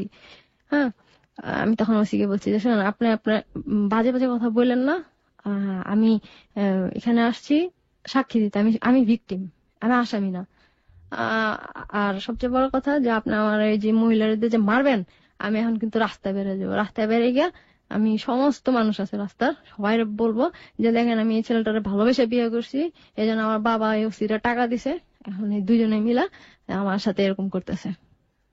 পরে ওসি বলে কি তুমি এটা বলতে পারবো? হ্যাঁ বলতে পারবো, দেখবেন আপনি। পরে আমি যখন বাইরে যেতে নিছি তখন ওই হায়দার ওকারে ডাক দেওয়া বলে কি ওরে নিয়ে আসামির সাথে বেটা আসামিদের সাথে বিরোধী হতো। বলছে কেন আমার আসামির সাথে রাখবেন, আমি কি আসামি নাকি? যাও নিয়ে যাও লাইতে লাইতে, এরকম করে আমার বাবার সামনে কিন্তু বলতেছে। আমার বাবা আপনার বাবা কিচ্ছু বলতেছে না? কিচ্ছু বলতেছে না। আমি দুইটা জিনিস মার্ক করছি, এক ওই কেসের কাগজগুলি, দুই এই যে আমার বাবার সামনে আমার যেগুলি বললো সে কোনো কিছু বললো না? না সে। আচ্ছা, ওসি তো তখনই বোঝা উচিত ছিল যে একটা মেয়েকে যখন এভাবে বলা হচ্ছে, সে তার জন্মদায়ী বাবা, সে কোনো কিছু বলছে না, চুপ করে বসে আছে, তখন তো ওসির বোঝা উচিত ছিল যে এই লোকটা আসলে কোনো একটা কিছু ভণ্ডামি করছে। কেন বলবে? কারণ ওই যে হায়দারকা বললাম না যে আমার বাবা সবাই টাকা দিছে আমি যাতে না সাক্ষী দেই। জিদ, আমার বাবার প্রচুর জিদ। পরে আমি গেলাম, আমার ছেলের ভিতরে আটকাইলো, তখন 12টা 12:30 বাজে। তো আমার বাবা অনেকক্ষণ পরে বাইরে আসছে। আমি অবাক, তখন আমার ব্রেন পুরা উল্টা পাল্টা যেতেছে, মনে হতেছিল যে আমি নতুন পৃথিবীতে জন্ম নিয়েছি। সব আমার বাবা, আমার আত্মীয় স্বজন, আমার আশেপাশে যারা আছে সবাই আমার কাছে অচেনা, মানে নতুন করে আমি জানতেছি। আমি মিলাইতে পারতেছি না যে আসলে কি এটা আমার বাবা, আসলে আমি যা ভাবতেছি তাই, আমি কই আসছি, কি হইতেছে, আমি কিছু বুঝতেছি না, ব্রেন কাজ করতেছে না। তারপরও আমার একটা টার্গেট যে না, আমার একদিন মাটির নিচে যেতে হবে। আমি যদি মিথ্যাটা বলি, আমার বাবা কিন্তু অলরেডি আমাকে লোভ দেখাইছে, বলছে আমার দার্জিলিং এ পাঠাই দিবে পড়াশোনা করার জন্য। হ্যাঁ, পড়াশোনা করার জন্য পাঠাই দিবে। এমন করে বলছে যে আমি যে ছবি আঁকি ওই বিষয়ে আমারে হেল্প করবে। তো আমি চিন্তা করে দেখছি যে আমার তো কোর্টে দাঁড়াইতে হবে, দাঁড়ায় আমার বলতে হবে যে আমার বাবা যা বলছে সব সত্যি, বাস এতটুকু বলবো আমি। বললে এই যে এই লোকটার মানে মানে জেলখানা থেকে আসার পর সে 3 মাস বেঁচে ছিল, তারপর সে মারা গেছে। ওনার হয়তো আর মানে ফিরে আসা লাগতো না জেলখানা থেকে। আমি চিন্তা করে দেখছি যে আমারও একদিন মাটির নিচে যেতে হবে, তাহলে আমি কি উত্তর দিব আল্লাহ পাকের কাছে? এমন দরকার নেই, যা আছে কপালে হবে। তা যাই হোক, আমার বাবা আসছে ওসি রুমের থেকে, আসা আমাকে বলতেছে আজকের থেকে তুই আমার মেয়ে না, তোরে আমি ত্যায্য করলাম, আর তোরে আমি পঙ্গু করে ছাড়বো। ওই কথাটার মর্মটা আমি তখন বুঝি নাই, কারণ আমার ব্রেন অন্যরকম ছিল। এখন আমি বুঝি যে আমার বাবা কি বলছিল। সে বলছিল যে পঙ্গু করে ছাড়বে, আসলে তো সে আমার পঙ্গু করে ফেলছে, আমি তো পঙ্গুই। যাই হোক, সবাই চলে গেছে, কেউ নাই, আমি একা ওখানে একা। রাত 3টা পর্যন্ত হায়দারোগা ওই কাকা আমারে পাহারা দিছে। পাহারা মানে কি, আমি তার আন্ডারে ছিলাম, সেই আমারে কোর্টে নিয়ে গেছে। তারপরে একটা দারোগা আসছে, হায়দারোগা আমার যাওয়ার সময় বলে গেছে যে ওনারা বলে গেছি তোমার যদি টয়লেটে যেতে ইচ্ছা করে তুমি যাও। আমি টয়লেটে যাইনি, কারণ টয়লেট ছিল পুলিশের রেস্ট রুমের কাছে দূরে। 800 টাকা নিয়ে গেলেন খাবার দাবারের ক্ষেত্রে তো। হ্যাঁ, ওটা 800 টাকা আমি খাবারের জন্য নিয়ে নেই, আমার ছিল 800 টাকা, ওইটা নিয়ে গেছি যদি লাগে সেই জন্য। ওই জন্য আমি স্যান্ডেলও নিয়ে যাইনি বাসার থেকে। আমি আমার একটা ফ্রেন্ডের বান্ধবী স্যান্ডেল নিয়ে গেছি ওখানে, এক কাপড়েই গেছি। তো ওই দারোগাটা আসছে, আরেকটা দারোগা যেটা ডিউটি, ওটা তো ডিউটি শেষ, আরেকটা দারোগা আসছে। আসামিরা সবাই আমার নিয়ে টিচ করতেছে, হাসাহাসি করতেছে, কি কই থেকে আসছে, কইতে ধরছেন, এরকম এরকম বাজে বাজে কমেন্ট করতেছে। তারপর হায়দারগা বলছে যাই এগুলি বলবা না, ও কিন্তু ভালো ঘরের মেয়ে, আর ও কিন্তু আসামি না, ও হলো ভিকটিম, এটা বলছে। এটা বলার পরে বলে যে কি কাহিনী, বলে যে এটা লাভ স্টোরি, দুষ্টামি করতেছে। অ্যাকচুয়ালি কি জানেন ভাইয়া, রাতে বেলা মাঝরাতে থানা পুলিশ আসামি ফ্রেন্ড হয়ে যায়। ওটা আমার একটা অভিজ্ঞতা এক্সপিরিয়েন্স হয়েছে যে এরকম। আর যারা নেতা থাকে, ওখানে একজন নেতা ছিল বিএনপির, মানে ওনার সাথে আমার কথা হয়েছিল, আর ওনার কাছে তখন মোবাইল ছিল। আমি মানে লুকায় আমার বান্ধবীরা বলছিলাম যে আমার তো কালকে কোর্টে চাল, মানে একটা প্রয়োজনের দরকারে তার মোবাইলটা ইউজ করছিলাম, সেই আর কি বলে দিছে। তার কি হাইফাই অবস্থা, মানে আমি যাই হোক একটা এক্সপিরিয়েন্স আমার হয়েছে ওখানে গিয়া। কষ্ট ছিল, দুঃখ ছিল, বাট অভিজ্ঞতা আমি আমার লাইফে অনেক অর্জন করছি, যেটা আমার দাদি নানিও করে নাই। তো যাই হোক, এরকম খুব মজা করতেছে আমার নিয়ে আসামিরা, ফান করতেছে। একটা মেয়ে পাইছে এতগুলি ছেলেগুলির মধ্যে, আমি কিন্তু আলাদা ছিলাম, আলাদা ছেলে ছিলাম, দেখা যাইতেছে। তো ওখান থেকেই তারা বান্দরের মতো আমার সাথে ফাইজলামি করতেছে, আমার কিছু করার নেই। তো ওখানে একজন পুলিশ ছিল, সে আমাকে বলতেছে যে গতকাল রাতে যে বুড়া লোকটা আসছিল ওটা তোমার শ্বশুর হয়? তখন আমি বলছি জি। ওটা তোমার বাবা খুব খারাপ কাজ করছে, সারাটা রাত ওই লোকটা জানামাজে বৈশা খুব কাঁদছে আর চিৎকার করে বলছে আল্লাহ আমি কি অন্যায় করছি, নাসিম আমারে জেলে নাসিম মানে আমার বাবার নাম নাসিম, যে নাসিম আমার জেলে পাঠাইছে। আমি কিছুই বুঝলাম না, আমার কেন জেলের ভাত খাইতে এলো এরকম বলতেছে। আমার খুব খারাপ লাগছে যে সে কাঁদছে সারা রাত। এটা তো আমাদেরই জন্য, আমরা তো অন্যায় করছি, এরা মুরব্বী মানুষ এরকম কষ্ট দিছি, তার এই চোখের পানি, এটা তো আমাদের অভিশাপ। আমার খুব খারাপ লাগছে। রাত্রিবেলা আমিও ছিলাম ওখানে বসা, শুনলাম। এর মধ্যে হায়দারগা চলে গেল। পরে ওই দারোগাটা আসছে, আসার পরে বলতেছে, তোমার তো আমি আজকে সারা রাত পাহারা দিব, তা চা নাস্তার ব্যবস্থা করে দাও। আমি বললাম যে আঙ্কেল আমি কিভাবে চা নাস্তার ব্যবস্থা করবো? বলে পয়সা করি আছে নাকি তোমার কাছে কিছু? বললাম, আছে। আমি বোকার মতো বলছি আমার 100 টাকা দিছি। 100 টাকা দেওয়ার পরে পরে সে বলতেছে যে 100 টাকা, কয়শো টাকা, কয় টাকা এটি শেষ? আমি বলছি, না 800 টাকা আছে। আমি বোকার মতো বলে দিছি যে 800 টাকা আছে। দাও ওই 800 টাকাই দাও, আরো মানুষ খাবে না, দাও দাও দাও। পরে কি করব, দিয়ে দিছি আমি বোকার মতো। তো সারা রাত আল্লাহ আল্লাহ করতে করতে আমি কখন ভোর হবে এক সময় দিয়ে যে আজান দিছে, ফজরের আজান দিছে, ও শীতের সময় ছিল। তো আজান দিছে, আজান দেওয়ার পরে যাই হোক আজান দেওয়ার ফসা টসা হইলো যখন 8টা বাজে, তখন আমার মা আসছে। আমার মার পিছনে পিছনে আমার দাদি আসছে। আমার মা খুব কান্নাকাটি করতেছে আয়সা। এর আগে আবার ওর দাদি আসছে, মানে আমার শাশুড়ি, উনি আসছে, ডিম নিয়ে আসছে, কলা নিয়ে আসছে আমার জন্য। সারা রাত আমি খাই নাই, কিছু নাই, সে আমার ডিম আর কলা খাইতে বলে। তাহলে আমি বলছি আমার খিদা নেই, আমি খাবো না। আর এক ফোঁটা পানিও খাইনি সারা রাতে। তারপর আমার মা আসছে, কান্নাকাটি করতেছে। কান্নাকাটির পরে আমার আম্মা বলতেছে যে চল আমার সাথে বাসা চল, তোর এখানে তুই বাইরে বাইরে থাকস কেন, তোর নানির বাসায় যাইতি। আমার খালি আমি একটু বলছি, আমি নানি বাসায় গেলে আমার নানির বাসায় আমার মামারা, খালা, নানি, এদের সবাই সমস্যা হইতো। আমার বাপ যা দেখলাম, নতুন করে আমার বাপের পরিচয় পেলাম। আমার বাপে অনেক কিছু করতে পারতো। আমি আগে জানতাম না যে আমার বাপ এরকম, আগে আমি জানতামই না যে আমার বাপ এইরকম। নতুন করে আমি আবিষ্কার করছি ওই দিন। তারপর আমার মা কান্নাকাটি করলো, আমার খুব খারাপ লাগছে আমার মার কান্নাকাটি দেখা। পরে আমি আমার বলছি না। পরে তো আমার 12টার সময় কোর্টে নিয়ে গেল, হায়দারগা এসা কোর্টে গেলাম। ওইখানে গিয়েও ম্যাজিস্ট্রেট আমার সাথে খারাপ বিহেভ শুরু করছে, থাপড়াইয়া চড়াইয়া এরকম শুরু করছে। পরে আমি বলছি, আপনি এরকম যেখানে যে আপনারা এরকম করেন কেন, আপনি আমার স্টেটমেন্ট নিবেন? তখন আমি চিন্তা করে দেখছি যে আমি যদি ম্যানম্যান করি তাহলে তো এরা সব আমার পায়ে বসবে। তখন ওই ফার্স্ট আমি কানিস চেঞ্জ হওয়া শুরু করছি। ওই তখনই আমি চিন্তা করে দেখছি যে না, ওরা আমার সাথে চিল্লাবে, আমি আরো ডবল চিল্লাবো। এই তখন আমি চিল্লানো শুরু করছি যে আপনারা আমার সাথে এরকম করতেছেন, আপনার একজন ম্যাজিস্ট্রেট, আমি কি আসামি নাকি? আমিও চিল্লানো শুরু করছি। আমার চিল্লানো শুরু করছি। তো উনি বলে কি যে আচ্ছা যাও। তখন যখন দেখছে যে আমি সিনক্রেট করতেছি, আমি তখন এই জন্যই করছি কারণ উপায় নেই, কারণ আমি সিনক্রেট না করলে সে আমার উল্টা যাইতা মাইতা বলবে যে না তোমার স্টেটমেন্ট দেওয়া দরকার নেই। দিলাম, দেওয়ার পরে তারপর ওর দাদির সাথে আসলাম। আসার পরে ওর দাদি আমারে জায়গায় জায়গায় জায়গায় জায়গায় রাখলো। আমার শ্বশুর সবচেয়ে একটা ব্যাপার যে আমার স্টেটমেন্টে আমার শ্বশুর বের হয়ে গেছে, মানে জামিন হয়ে যায়। কিন্তু আমার বাবা আবার কি করছে, উনি যাতে না বাড়িতে পারে অন্য কোর্টের থেকে আরেক কোর্টে নিয়ে গেছে, জজ কোর্টে নিয়ে গেছে। নিয়ে যাওয়ার পর কেসটা মানে দেরি হয়ে গেছে, উনি 90 দিন পরে বেরোয়েছে। তো আমার শাশুড়ি আমি বলছি যে 3 মাস জেলে ছিল। জি 3 মাস উনি ওই যে কেসটা আগাই দিয়েছে, পেন্ডিং করে দিয়েছে। হ্যাঁ হ্যাঁ। তো এই জন্য তো আমার শাশুড়িকে আমি জিজ্ঞেস করছি 3 মাস। এই 3 মাস আপনি কই ছিলেন? ওই যে ওদের আত্মীয়র বাড়ি বাড়ি বাড়ি বাড়ি আমার। আর আপনার হাজবেন্ড তো প্রথমেই এসে আপনার গলা টিপে ধরেছিল যে তুই কি? এরপর থেকে ওর সাথে আমার দেখা হয় নাই। এরপর আপনার সাথে যোগাযোগ করে না, ও কই আসছিল কেউ বলে না, কেউই বলে না।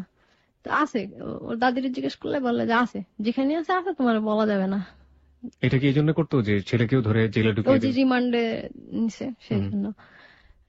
এরপরে আমি জিজ্ঞেস করতাম না। পরে একদিন আমার সাথে দেখা করছিল ওর বাবা, আসছিল। আসার পরে তখন আমি ক্যান্টনমেন্টে ওর চাচাতো বোনের বাসায় থাকতাম। পরে এসব বলে ওই দিন হচ্ছিল, এসব বলে সারা রাত কান্নাকাটি করতেছে ওর বাবা, আর বলতেছে যে আমার বাবা মশার কামড় খাইতেছে, আমার বাবা আসামিদের লাত্তি গুতা খাইতেছে, এরকম করে কাঁদতেছে। আর বলতেছে, আমি বুঝতে পারছি কেন বলতেছে, কারণ ওই যে আব্বা, আমার বাপ ওই কেসটা আগায় দিছে, অন্য কোর্টে নিয়ে গেছে, এই জন্য টাইম নিয়ে। আর উনি খুব অসুস্থ ছিল, ওর দাদা 2বার স্ট্রোক করছিল, ডায়াবেটিস ছিল, 3rd টাইম স্ট্রোক করে সে মারা যায়। তো যাই হোক, ও দাদা বের হয়ে এসে পড়ে। তখন ওনার বাসায় আমি বেশি ছিলাম, 5 মাসের মতো ছিলাম। তো ও দাদির একদিন আমি জিজ্ঞেস করি যে আম্মু, আব্বু কি বের হয়েছে?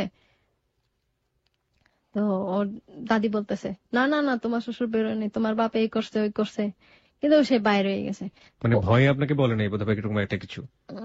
মেবি এরকম কিছু একটা, আমি বলতে পারবো না। তারপর ওর দুলা ভাই ছিল ম্যাজিস্ট্রেট কোর্টের উকিল, উনি আমার বললো যে তোমার শ্বশুর তো বের হয়ে গেছে, 1 মাস হয়ে গেছে, না 2 মাস হয়ে গেছে।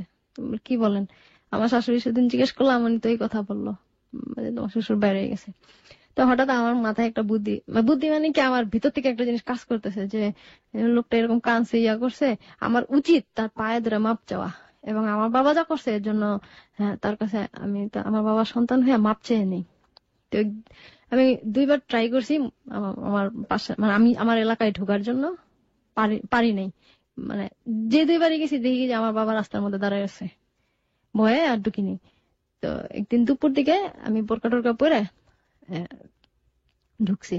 ঢুকার পরে ওর দাদারা যে বাসায় থাকতো, আমার বাচ্চা দাদা যে বাসায় থাকতো, আমি ঢুকি। আস্তে আস্তে দূর থেকে দেখি কি যে ওদের যে ড্রয়িং রুমে আমার শ্বশুর পেপার পড়তেছে।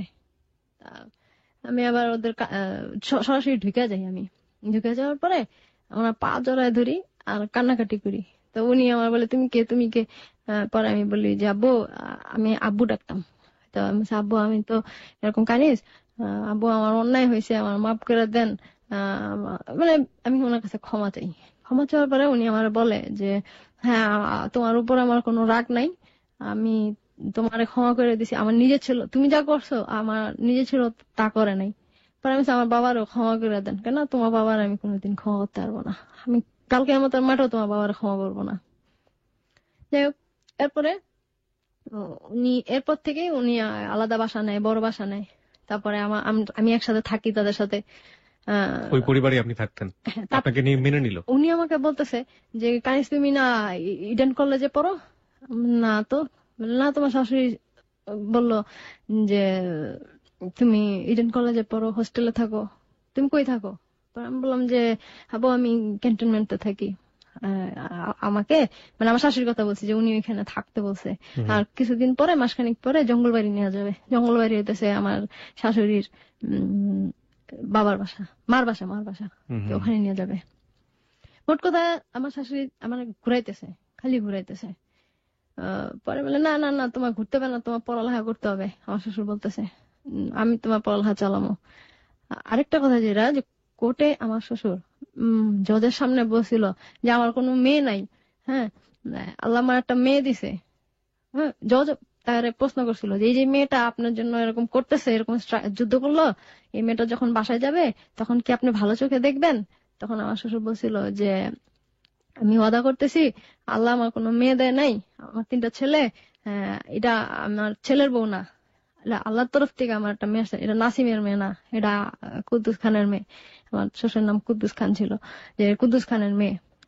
উনি যতদিন বাঁচা ছিলেন আমার খুব আদর করতো। আর উনার মাধ্যমে আমি কিঞ্চিত বুঝতে পারছি যে বাবার আদরটা এরকম হয়, মানে প্রচুর আদর করতো। তো যে ওনার সাথে আমার 3 মাস থাকার, 3 মাস আমি থাকতে পারি জেলার থেকে আসার পরে।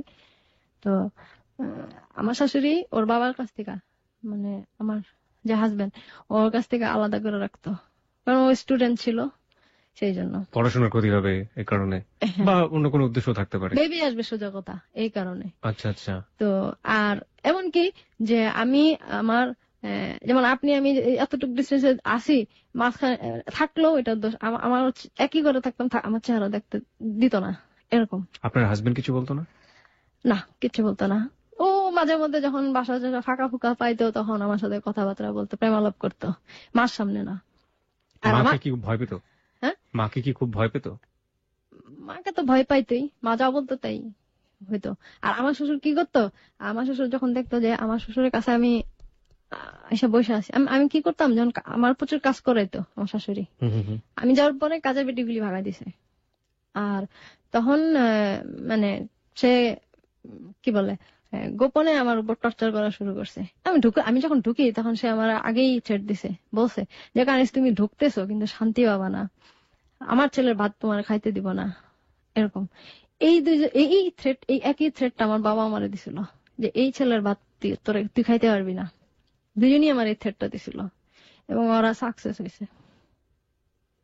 আচ্ছা, আমরা সেই গল্পের দিকে যাই। তারপরে আলাদা রাখতো আপনাদের দুইজনকে?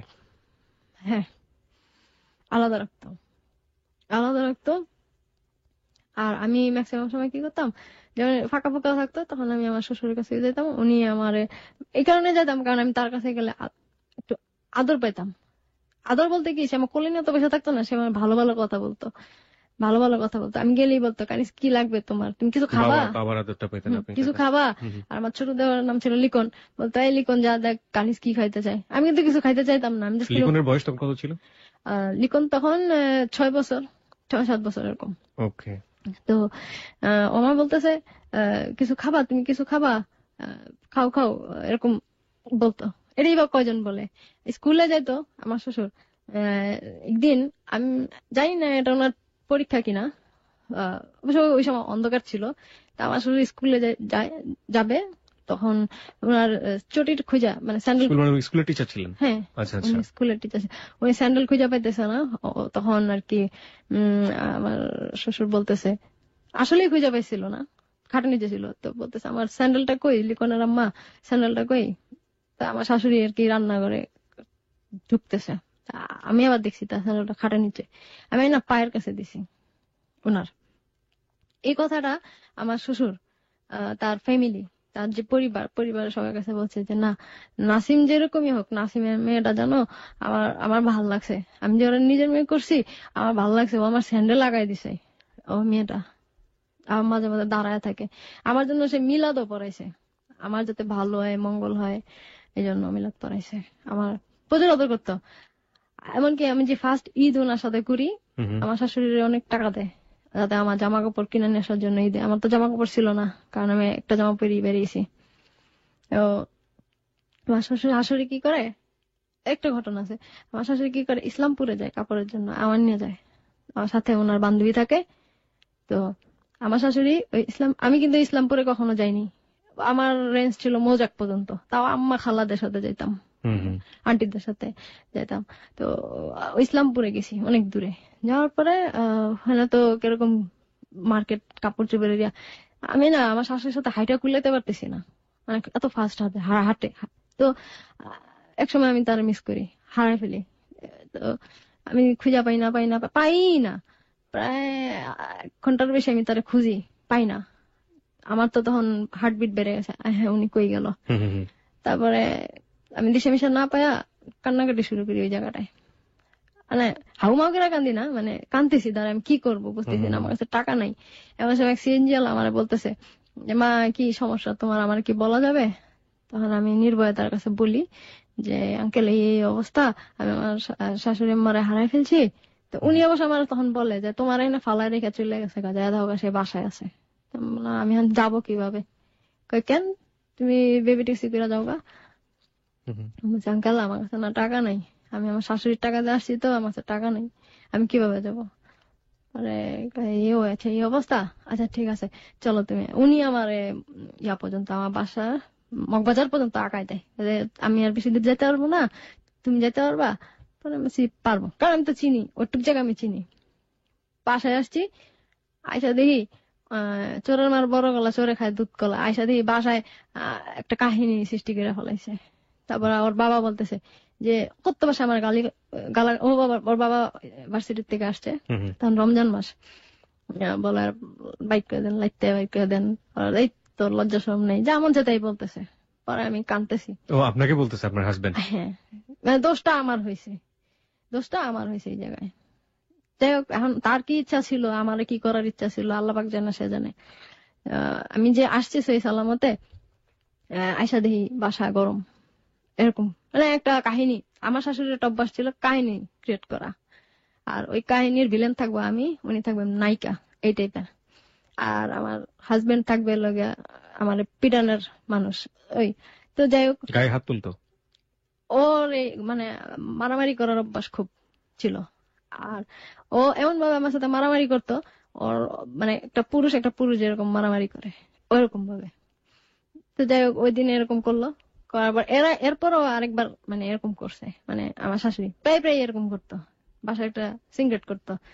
একদিন আমার হাজবেন্ড আমার শ্বশুর ঘুমায়, বাসা খালি একদম, বাসা খালি। ওই সময় আমার হাজবেন্ড আমারে একটা রুমে নিয়ে যায়, দরজা আটকায় বলতেছে যে এই যে হলো 2টা কাগজ, তুমি এখানে লেখো যে আমি আত্মহত্যা করতেছি, এর জন্য দায়ী আমার বাপ চাচা ফ্যামিলি দায়ী।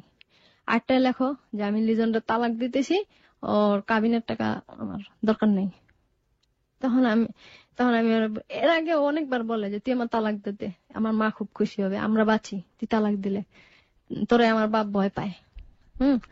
তা আমি বলছি যে আব্বু আমার ভয় পাবে কেন, আমার তো খুব আদর করে, কেন এটা নাটক আমার বাপের, তোর ভয়ের চোটে আদর করে, এরকম বলতেছে। তো ওই দিন আমার আটকায় এরকম বলছে যে লেখ তুই।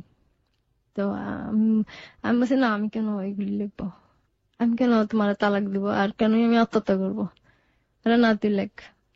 আমার তখন খুব মানে রাগ উঠে গেছে যে কি এরকম লাগাই দিছে। পরে ওই দিন আমার শ্বশুর ছিল বাসায়, আমি আমার শ্বশুরের কাছে গিয়ে ডাইরেক্ট বিচারটা দিই যে দেখেন আব্বু আমার প্রায় প্রায় এই ধরনের কথা বলে আপনার ছেলে। তাহলে আমার শ্বশুর সব কটারে দেয়, বকাঝকা করে, বলে যে তালাকি যদি দিবি তাহলে আমার কেন 90 দিন জেল খাটাইলি, কিসের তালাক, কোনো তালাক হবে না। আমার শাশুড়ি এটা বলে কি, আমি মা বলতেছি তালাক হয়ে গেছে, মা বললে তালাক হয়ে যায়, হাদিসে আছে। তারপর আমার শ্বশুর বলে না, কে বলছে এগুলি বাজে কথা, আমি জেল খেটে আসছি, কোনো তালাক হবে না। পরে আমি আব্বু আপনার নাকি নাটক করেন আমার সাথে, আপনি আমার ভয় পান, আমি আপনারা নাকি ভয় দেখাই। বলে উনি তো ময়মনসিংহ কিশোরগঞ্জের মানুষ, কারণ এই তো কথা বইলো না আমার বলতেছে। গেল ঝগড়াঝাটি সব শেষ, এরকম করলো, ঈদ গেল। ঈদের পরে এটা 2000 না 2000 না 99 লাস্ট। ওই সময় আমার শ্বশুর আমি রোজা মানে ভাঙতি 6 রোজা রাখে না, ওই 6 রোজাগুলি রাখতেছি, প্রায় শেষ কাছাকাছি। তো আমার শ্বশুর ওই দিন আমাদের এলাকার অনেক মানুষ আসছিল, আসার পরে আমার শ্বশুর খুব হাসি খুশি ভাবে সবার সাথে কথাবার্তা বলছে। তো সবাই আমার সম্পর্কে জানতে চাইছে, তখন বলছে যে না না নাসিমের মেয়ে, মানে আমার প্রশংসা করছে, উনি প্রশংসা করলো আর বলছে যে আমি ওরা দোয়া করি, ও ভালো থাকুক, লিজন ভালো থাকুক, আমি দোয়া করি। আর আমার বাপের কথা বলছে, ওই দিনই আমার শ্বশুর মারা যায়। বলছে যে না আমি নাসিমরে কোনোদিন ক্ষমা করতে পারবো না। একজন বলছিল আমাদের পাড়ারই একজন মুরব্বী যে মাফ করে দেন, মিলে দেন, কেন আমি নাসিমরে কোনোদিন ক্ষমা করতে পারবো না, আমি হাসরের মাঠে ওইটা আল্লাহর কাছে বিচার চাবো। নামাজই আসছিলেন উনি। তো গেল ওই দিন আমার শ্বশুর আসছে, আইসা বলতেছে ওই দিন বিকালবেলা আমার একটা ক্যালেন্ডার গিফট করছে, ওনার স্টুডেন্ট ওনারে করছে, বলে এটা নাও, এটা নিয়ে তোমার যেখানে খুশি সেখানে টানো। তারপর সন্ধ্যার সময় আসছে, আইসা থালা বাসন ধুইতেছি, বলতেছে যে তোমার না হাতের মধ্যে ঘা, আমার অ্যালার্জি ছিল, তো আমার হাত দিয়ে রক্ত বের হতো, চামড়া উঠে গেল। তো আমার বলতেছে যে তোমার না হাতে সমস্যা, তুমি ইয়া করো, এগুলি করো কেন, এগুলি থাক ছেড়ে দাও, আর তুমি আজকে রোজা রাখবা। বললাম যে রাখার তো ইচ্ছা আছে। বলে যে তোমার যে অবস্থা তুমি মানে আজকে রোজা রাখতে পারবা না, আমার শ্বশুর বলতেছে। তো যাই হোক আমরা গেলাম শুইতে, আমার চোখটা লাইগা আসছে, এমন সময় আমি শুনি যে খুব জোরে কলমাতে পড়তেছে। ভালো করে গেস করে দেখলাম যে আমার শ্বশুরের গলার আওয়াজ। লাফায় উঠলাম, আমি আর আমার দেওয়ার নিচে শোয়া ছিলাম, উপরে ছিল আমার নানি শাশুড়ি, ওনার আবার লাং ক্যান্সার ছিল, তো ওখানেই ছিল। পরে ওইটা গেলাম, গিয়ে দেখি যে ওর বাবা আর আমার শাশুড়ির চাস্তো দুঃসম্পর্কের একটা ভাই হয়, ও থাকতো, ও ধরে রাখছে, স্ট্রোক করছে। ওই তখন নিয়ে গেল রাস্তায়, আর কি মারা গেছে, নিতে পারে নাই হাসপাতালে, রাস্তায় মারা গেছে, ব্রেন স্ট্রোক। হ্যাঁ। তো যাওয়ার সময় আমি খালি একটু খেলা আমার আছে যে উনি যখন দরজাতে বের হইতেছিল, মানে দুইজন দুই সাইডে ধরে রাখছে, তো উনি যখন দরজাতে বের হইতেছে, উনি তো কলমা পড়তেছে, আমার সামনে দিয়ে যখন ক্রস করতেছে তখন কলমাটা থামাই দিয়া আমার দিকে তাকাইতে তাকাইতে আর কি গেছে।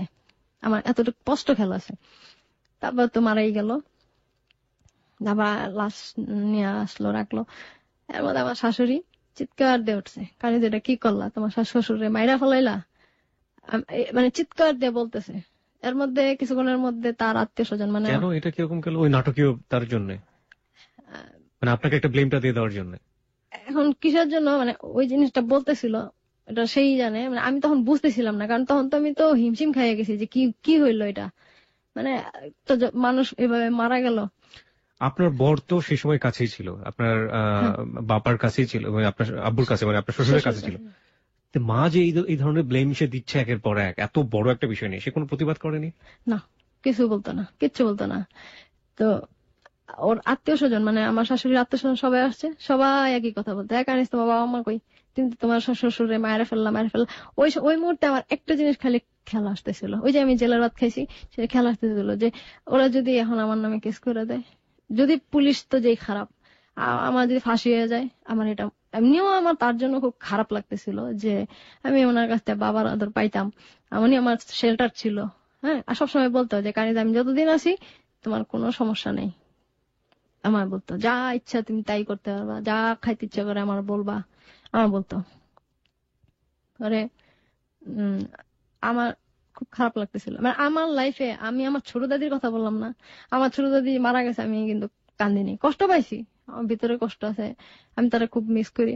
কিন্তু আমার এই শ্বশুর মারা যাওয়ার পরে এত কান্না কানছি আমি আমার লাইফে, 2বার কানছি, এক আমার সংসারটা ভেঙে যাওয়ার পর, আর এক কানছি আমার শ্বশুরের সময়, আর আমি কান্দিনি। আচ্ছা, সংসার ভাঙার গল্পের দিকে এবার আমরা যাই। সংসারটা ভাঙলো কেন?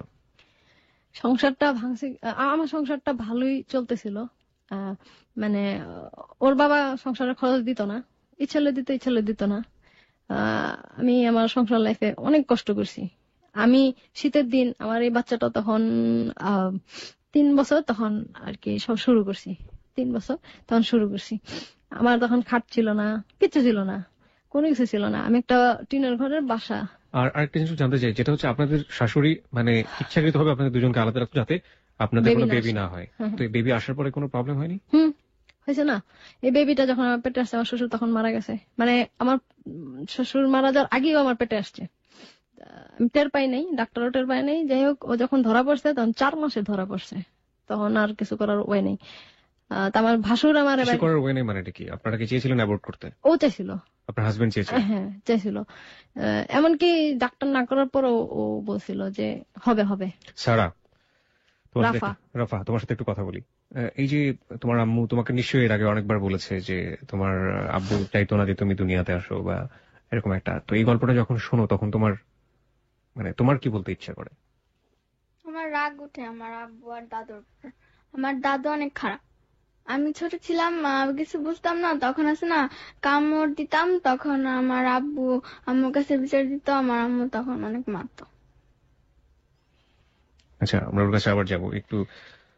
ওকে, বেবি আসার পরে আপনি যে ধরনের সমস্যায় পড়লেন, সেই সমস্যাগুলো আমরা একটু জানতে চাই। 4 মাস পরে তো আপনি সিদ্ধান্ত নিলেন যে আপনি বেবি রাখবেন, অ্যাবর্ট করা যাবে না। হ্যাঁ, একটা কথা যেটা আমার শ্বশুর মারা যাওয়ার পরে 3 দিনের মিলাতে পরে আমার ভাসুর আমার মারতে গেছিল, মারতে মানে কি মাইদুর করে ঘর থেকে বাইকে দিবে। সে এখন এসপি হয়েছে, এএসপি। তো ওই আমার ভাসুর আমার রাখবে না, যাই হোক আমার বাসার থেকে বের করে আর কি আহ দিবে সিদ্ধান্ত নিছে, সবাই মিটিং করছে। এর আগে আমার শাশুড়ি বলছে যে কানিজ সবাই তো রাফার দাদার আর কি কথা, রাফা দাদা মানে কি যে আমার শ্বশুরের কথা বলছে আর কি, যে তখন তার রাফা আসে নাই, বলছে তোমার শ্বশুর তো শ্বশুরের সবাই স্বপ্ন দেখে তোমার এত ভালোবাসতো তুমি কি দেখছো। আমি কিন্তু অলরেডি আমার শ্বশুর যেদিন মারা গেছে তার 2 দিন পরে আমি স্বপ্ন দেখছি, একই জিনিসটা স্বপ্নে দেখছি যে আমার সবাই বের করে দিতেছে, আমি কাঁদতেছি, আমার শ্বশুর হাত ধরে নিয়ে যাওয়ার চেষ্টা করতেছে। আমি রাগ হয়ে বলছি না আমি আপনার কাছে যাবো না, আমি আমার দাদির কাছে যাবো। দাদি মানে আমার দাদি। এটা দেখছি, এটা কি বলা যায়, এটা তারা বলিনি। আমি বলছি না আমি ওনারা স্বপ্নতে মিথ্যা তো বলছি। ঠিক তা 3 দিনে মেলাতে পর ওই একই জিনিস আমার জীবনে ঘটছে, এবং আমার ওই বাসার থেকে মানে আমি বাধ্য হয়েছি। আমার শ্বশুর শাশুড়ি যেরকম সিনক্রেট করতেছিল বটিদা গলায় কোপ দিবে, এই শয়তানের বাচ্চারা রাখবো না, আমি থাকবো না, এই লিজন্তি ভাগা, এই মানে সিনক্রেট মেয়েলি যা সিনক্রেট আছে তাই করতেছে। আমি কি করবো, আমি রাফার আব্বুরে খালি জিজ্ঞেস করলাম যে আমি কই যাব। তো রাফার আব্বু আমার বলতেছে তুমি তোমার বাবা মার কাছে যাও। আমার বাবা মার কাছে আমি যেতে পারবো না, ওই একটা কারণে আমি যেতে পারবো না। পরে বলে আমি কি করবো, আমার কিছু করার নেই, আম্মু তোমার সহ্য করে না, আমারও বাইক করে দিয়ে বাসার থেকে, আমিও চলে যাবো, আমি ভার্সিটির হলে থাকবো। তারপরে গেলাম, গিয়া আমার ফ্রেন্ডের বাসায় প্রথমে থাকলাম, বান্ধবী বাসায়। ওর বাসায় থাকলাম, খুব কম সময় থাকছি। থাকার পরে ওদের বাসায় বেশি দিন থাকতে পারিনি। মানে আমি জায়গায় জায়গায় খুঁজতাম যে আমি আজকে কোন জায়গায় থাকবো, আমার টেন্স থাকতো যে আজকে কই থাকবো, আজকে কই থাকবো, এরকম ভাসমান ভেলা যারে তখন আপনি 4 মাসের প্রেগনেন্ট? হ্যাঁ, 4 মাসের প্রেগনেন্ট। তো ওই এমনকি আমি ফকিনীর বাসায় গিয়েও থাকছি। মানে বিকাল হয়ে গেলে আমার টেনশন হতো যে আমি আজকে রাত্রে কই থাকবো। তো আরেকটা কথা যেটা বলি, আমার বাবা, আমি যখন রাস্তায় ঘুরতেছিলাম তখন সে জানতো এই জিনিসটা। জানার পরে একদিন সন্ধ্যা আমি একটা জায়গায় টিউশনি করতাম কিছু টাকার জন্য, যে অন্তত খাইতে তো পারবো। তো আর তখন তো প্রচুর খিদা লাগতো আমার। কয়েকটা ছেলে আমার পিছনে লাগাই দিছিল। কি করার জন্য লাগাই দিছিল আমি জানি না, ওরা আমার সাথে কিছু করতে পারেনি, জাস্ট খালি আটকাইছিল, বলছিল তুলে নেওয়া যাবে। তো তোর তো বাপও নাই, তোর জামাইও বাইর করে দিছে, আর তোর বাপে বলছে তোরে নিয়ে বেঁচে ফেলাইতে। আপনার জামাই জানতো না আপনি প্রেগনেন্ট? হ্যাঁ, লিজন জানতো, মানে জানতো, কিন্তু কনফার্ম ছিল না। ওই যে রিপোর্টে আসতেছিল না যে আমি প্রেগনেন্ট, কয়েকবার টেস্ট করেছিলাম।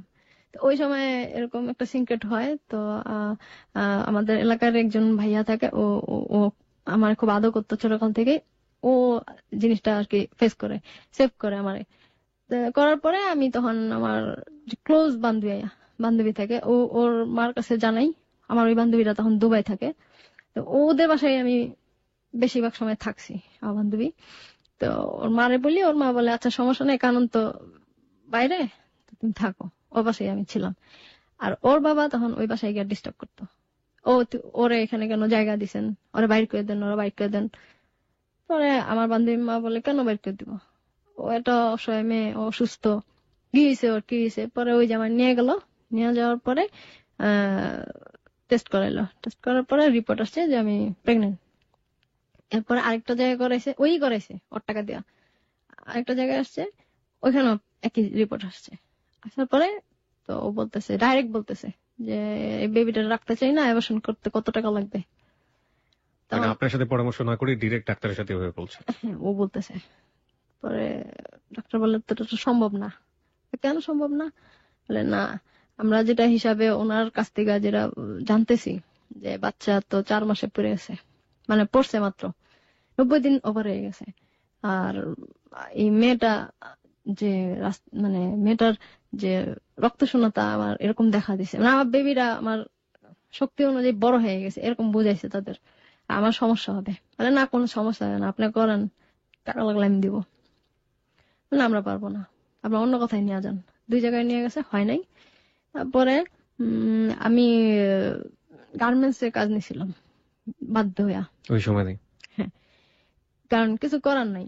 আর আমি যে টিউশনিটা করতাম ওই টিউশনিটা 6 তলায় ছিল, তো আমার উঠতে সমস্যা হইতো। আচ্ছা, আপনার তো আপনি যে দাদির কথা বলছিলেন, সে যখন এক বিহারি আপনার, ওনার তো অনেক প্রপার্টি ছিল আপনার কথা, তো আপনারই অবস্থা হলো কেন? আপনার তো প্রপার্টি গুলো পাওয়ার কথা ছিল।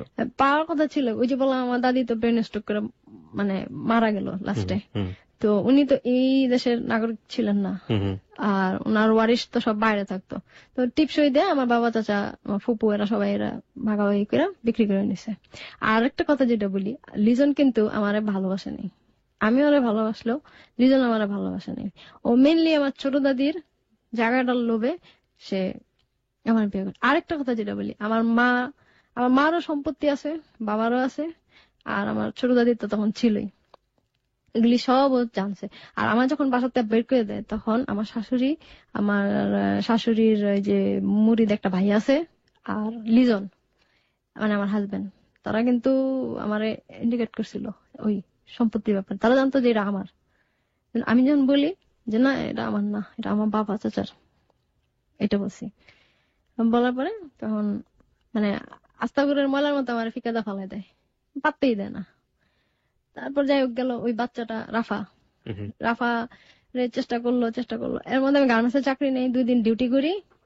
তো আমার মানে খাওয়া দাওয়া তেমন একটা হইতেছিল না। আর আমার বান্ধবীর মা, আমার প্রত্যেকটা বান্ধবী খুবই ভালো। আমার কিন্তু ছেলে বন্ধুও আছে, মেয়ে বান্ধবীও আছে। তো ও বাসায় আমি কারণ যেটা কথা বললাম, ও বাসায় আমি মাসখানিক ছিলাম। ও তখন আমি অসুস্থ, গার্মেন্টসে যাই। কয় টাকা পেতেন আপনি মাস শেষে গার্মেন্টসে কাজ করে? আমি তো মাত্র ঢুকছিলাম, আচ্ছা। কারণ ওই 6 তলায় উঠতে গেলে আমার খুব কষ্ট হইতো, আমি এনার্জি ছিল না। গার্মেন্টসে যে এত কষ্ট আমি জানতাম না। তো ওখানে ঢুকছিলাম, ঢুকার পরে মানে 2 দিন ডিউটি করার পর 3 দিনের মাথায় আমি ফিটে পড়ে যাই। তো ওরা আমারে বলে যে না না তুমি আনফিট, তোমার এটা কাম হবে না, তুমি অন্য জায়গায় যাও। খালাম মারে, মানে আমার বান্ধবী মারে বলি, বলার পরে আমার খালাম্মা আমার দাদি রে জানায়। জানার পরে আমার দাদি আমার সাথে দেখা করে, আমি আমার দাদিরে বলি, বলার পরে দাদিরে ওর কথা জানাই যে আমার নাই এরকম এরকম ঘটনা হয়েছে। লিজনের মা বলে এটারে নষ্ট করতে।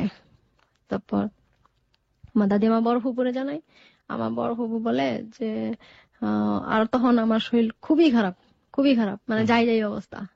তারপর আমার বড় ফুপু ডিসিশন নেয় যে যতদিন এই জায়গাটা বিক্রি না হয়, মানে বিক্রির প্ল্যানিং চলতেছে। ও যখন পেটে ছিল আমার লাকটা ভালো যে আমার ছোট দাদি আমার একটা মানে সে আমার পড়ালেখা করে দিছে, সবই করছে তার উসিলায়। আমার ছোট দাদির উসিলাতে, জায়গাটার উসিলাতে আমি আমার নিদানকালে আল্লাহ আমারে পার করছেন। তো আমার বড় ফুপু বলে যে যতদিন না বিক্রি করা হয় ততদিন কানিজ এখানে থাকবে, আর যে দোকানের টাকাটা একটা দোকানের টাকা কানিজ নিবে টেক কেয়ারের জন্য। এমনিও আমার দাদির যে অনেক জায়গা থেকে আমি টাকা পয়সা পাইতাম, সাহায্য করতো, সবাই জানতো যে আমার এরকম একটা অবস্থা, সাহায্য করতো, আমার রিলেটিভরাই সাহায্য করতো। আমি ওইখানে থাকি, আমি উঠলাম। আমার বাবা অনেক চেষ্টা করছে। আমার এমন একটা দিন আছে যেটা আমি কথা বলি, আমার বাবা ড্রিঙ্কস করে গিয়া আমার পেটের মধ্যে লাথি মারতে গেছিল। আমার বাবা, আমার দাদি সামনে আসছে, আসার পরে আমার দাদির থাপ্পড় দিয়া ফালাই দিছে। তারপর আমি তাড়াতাড়ি দরজাটা আটকে ফেলাই। দরজাটা আমার ছোট দাদির দরজাগুলি ছিল লোহার, এই কারণে আটকে ফেলাই কারণ আমার পেটে যদি সে তো লোড, আমার যদি পেটের মধ্যে লাথি মারে আমার বাচ্চাটার কিছু হবে। এই গল্প আপনি কখনো রাফার সাথে আগে করেছেন, জানেন ওই গল্পটা? এটা আমি বলি নাই। ওকে, এটা বলিনি। তো ওরকম একটা সিচুয়েশন ক্রিয়েট করে। আর তখন যাই হোক, এরপরে আমার চাচি ছিল, মানে আমি তখন ছোট চাচা আমার দাদি সাথে থাকতো, ওদের ওখানে থাকতাম। তো আমার চাচি বলে যে এই লোক এখানে ঢুকতে পারবে না, কারণ আমার চাচতো বোন ছোট ছিল, ও খুব ভয় পেয়েছিল এই জিনিসটা দেখা। তো এরপরে আমার ওই একবারই আমার বাবা, হ্যাঁ ওই একবারই সে ইয়া করলো, ওই দিন তারা নাক করে দিল সবাই যেখানে সে ঢুকতে পারবে না। This track was downloaded from FusionBD.com. তো আমার বাবা আর আসেই নাই এই জায়গাটায়। আরেকদিন ওর বাবা আসছিল, ওর বাবা এসা বলতেছে যে আমার আম্মু দাঁড়ায় আছে সিনজিত নিয়া, তোমাকে ডাকে, তোমার ঢাকা মেডিকেল নিয়ে যাওয়া হবে এটার ইয়া করার জন্য। তা আমার দাদি আবার আসছে, দাদি এসে বলে কি যে এটা তো সম্ভব না, কারণ ওভার হয়ে গেছে টাইম। ওর বাবা বলতেছে আপনি এখান থেকে সরে যান, আপনি খারাপ, আপনি ওর জায়গা দিচ্ছেন কেন এই জায়গায়? বলে আমার নাতি আমি জায়গা দিব না, আমার নাতি এরকম অসুস্থ, তাহলে আপনি জানেন তিকা। দাদির সাথে বেয়াদবি করে। পরে আমার বলে কি যে শোন, তোর আজকে একটা কথা বলি, যে বাচ্চাটা তোর পেটে আছে আমি তোর বাপ, তো আমি অভিশাপ দিতেছি এই বাচ্চাটা যেন লুলা আর কানা হয়ে বাইরে। আর আমি ওরে অস্বীকার করলাম আজকের থেকে, ও আমার বাচ্চা না। আপনার হাজবেন্ড? হ্যাঁ, তোর চরিত্র খারাপ, তুই যে পুলিশের সাথে রাত্রে ছিলি না, ওই যে আমি রমনা থানায় ছিলাম ওটাই ও বলতেছে যে পুলিশের সাথে ছিলি না, এটা হলো পুলিশের বাচ্চা। আমার বলতেছে বইলা আজকে তোর সাথে আমার সম্পর্ক শেষ, তোর সাথে আর কোনো সম্পর্ক নেই। চলে গেল। চলে যাওয়ার পরে ও যাওয়ার আগে আমি একটা কথা বলছিলাম যে তুমি বাবা হইয়া অভিশাপ দিছো না, আমি মা হইয়া তোমার অভিশাপটা তোমারই ফিরে দিলাম। আমার বাচ্চা আল্লাহর রহমতে যদি বাইরে হয় সুস্থ সবল হয়ে বাইরে হবে। তার 7 দিন পরে আমি খবর পাই ওর যে ছোট ভাই, ওই যেটা লিকন, লিকন এর একটা পা মানে তো ছোট ছিল বাচ্চাই, তো ওই প্রাইভেট কারের ইয়াতে ওর পায়ের হাড্ডি গুড্ডি ঘুরাই গেছে, ওর পা একটা এখন সমস্যা। এর কিছুদিন পরে ওদের কিন্তু আল্লাহ পাক শিক্ষা দিছে কিন্তু বুঝে নাই। যেমন আমার স্বামীর কাছ থেকে ওর দাদি আলাদা করে রাখতো। আর ওর দাদির স্বামী সারা জীবনের জন্য নিয়ে গেছে। বলা ঠিক না, আল্লাহ রাগ হয়। তারপর বলি যে মানুষের বুঝবার ক্ষমতা খুবই কম। হ্যাঁ, আর এটা আমার বাচ্চার সে বাবা হয়ে অভিশাপ দিছে। আর তারই ভাই, সবচেয়ে ছোট ভাই, আদরের ভাই, ও আজকে পঙ্গু হয়ে গেছে। আল্লাহ রহমত আমার বাচ্চারে অনেক চেষ্টা করছে, অনেক চেষ্টা। আমি ওর পেটে নিয়ে বিষও খাইছি। বিষ মানে আমার শাশুড়ি খাওয়াইছে, যেটা খাইলে ওর জন্য বিষ। আমার বাচ্চার কানালুলা হয়ে বেরোর কথা ছিল, কিন্তু আল্লাহ পাক আমার বাচ্চারা সুস্থ সবল করে বাইর করছে। আমি জীবনে এই ছেলেরে বিয়ে করে, এই ছেলে কত শিক্ষিত দেখেন ভাইয়া, ভার্সিটি, ঢাকা ভার্সিটিতে পড়ছে, নটরডেমে পড়ছে, সে আজকে সচিবালয়ে বসছে, ফার্স্ট ক্লাস গেজেটেড অফিসার। সে শিক্ষিত একটা পার্সন। আমি অনলি, এবং আপনার শিক্ষায় ব্রেকডাউন হলো ওকে, ওর কাছে আপনি বের হয়ে যাওয়ার কারণে আপনার ফ্যামিলি থেকে। হ্যাঁ, আমি চিন্তা করি যে ও যে পড়ালেখা করছে, ওর যে শিক্ষা, আমি তো অনলি আইএ পাস। হ্যাঁ, ওর যে শিক্ষা, ওর আমি মনে করি ওর শিক্ষার কোনো আমার কাছে কোনো ভ্যালু নেই। কারণ ও যেহেতু একটা মানুষকে মূল্যায়ন করতে পারে না, বিচার করতে পারে না, ও প্রেসিডেন্টও যদি হয়ে যায়, আমি মনে করবো ও আমার কাছে একটা সাধারণ মানুষের চাইতো জঘন্য একটা ছেলে। ও একটা, মানে কি বলবো, ও আমার সাথে বেইমানি করছে। মানে কি বলবো, আমি ওরা একদিন জিজ্ঞেস করি যে লিজন তুমি কি আমার সত্যি ভালোবাসতা? সে আমারে বলে যে না, আমি তোমার ভালোবাসতাম না, অথচ কুকুরের মতো আমার পিছনে ঘুরতো। এই একটা কোশ্চেন। আর দুই, আমি ওরা বলছি যে বিয়া, কয়ে তুমি আমার জোর করে বিয়া করছো, তুমি আমার ব্ল্যাকমেল করে বিয়া করছো, বাচ্চা। আমি ওরা তো চাই নাই। আমার এই তিনটা কথায় আমি আর মানে এই তিনটা কথার পরে লিজন আমার ভিতর থেকে সারা জীবনের জন্য উঠে গেছে। আমি লিজনরে অনেক ভালোবাসতাম জানেন।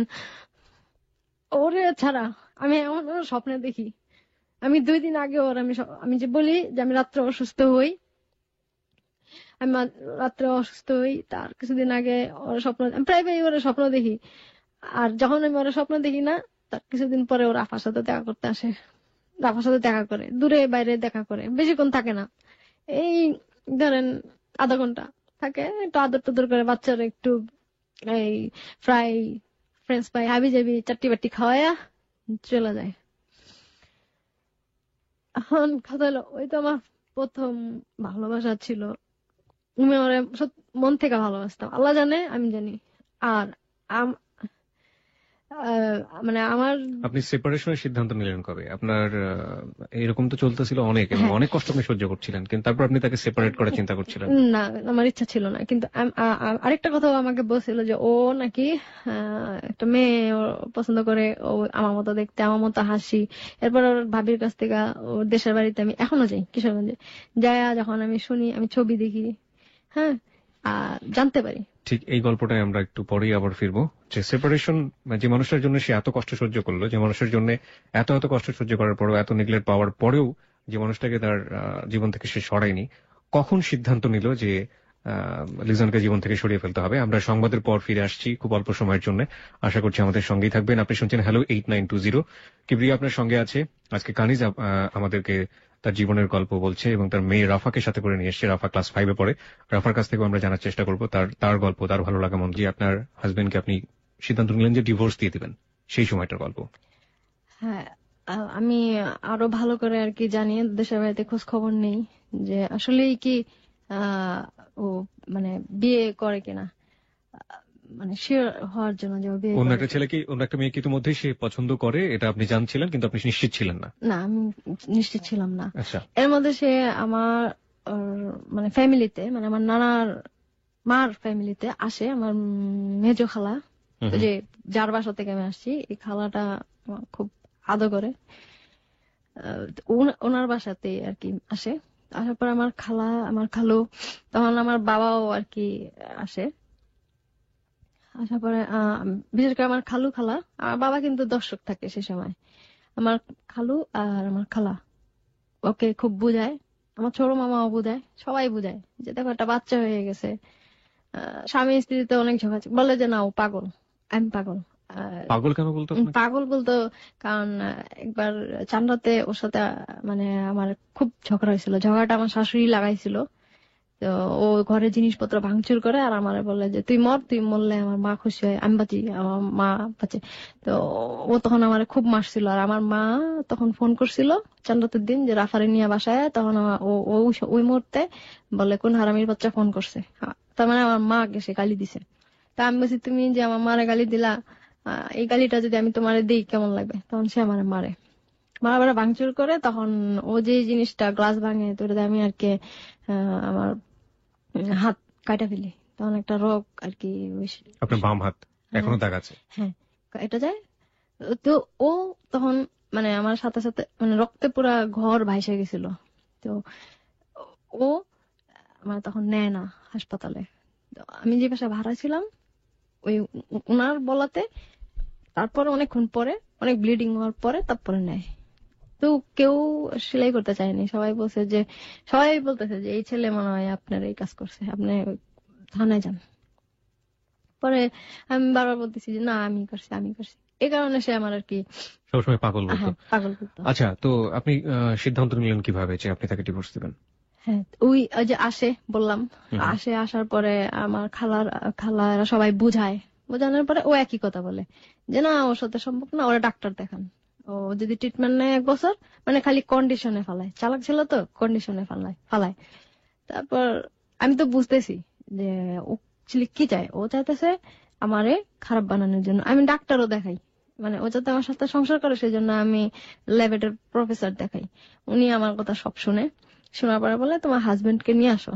তা ও আর কি যেতে চায় না, বলে না না এটা কোনো ডাক্তার না, ডাক্তার এরকম হবে যে ইঞ্জেকশন মারবে, সাথে সাথে তুমি অবশ্যই যাবা, ওষুধ দিবে, এই ধরনের কথাবার্তা বলে। আমি বলছি, আমার ওষুধ লাগবে না, তোমার ডাকে, ঠিক আছে।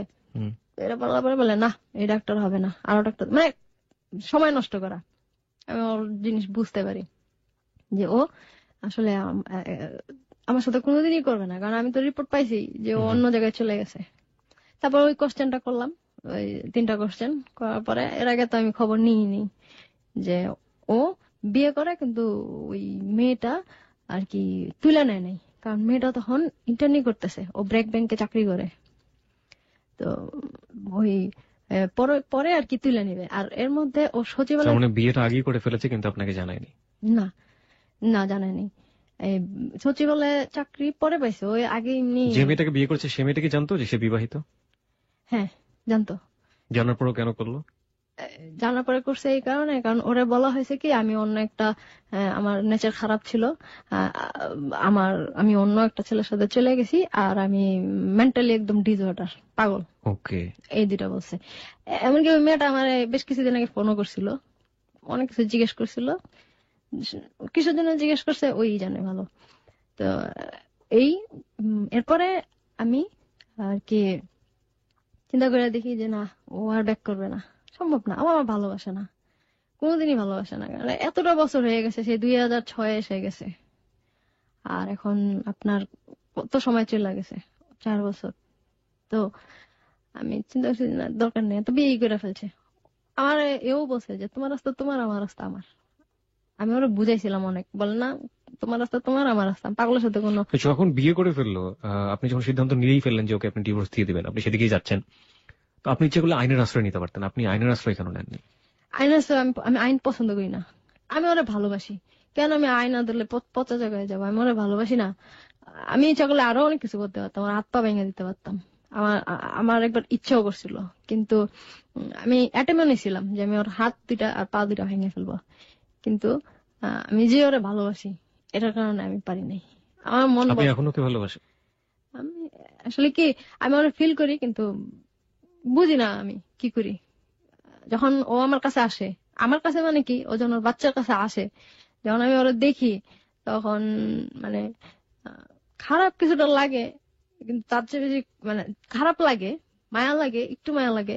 কিন্তু পরে আবার যখন চিন্তা হয় যে এই ছেলেই আমার জীবনটা নষ্ট করে দিয়েছে, এর কারণে আজকে আমার এই অবস্থা, আমি ওরে ঘৃণা করি।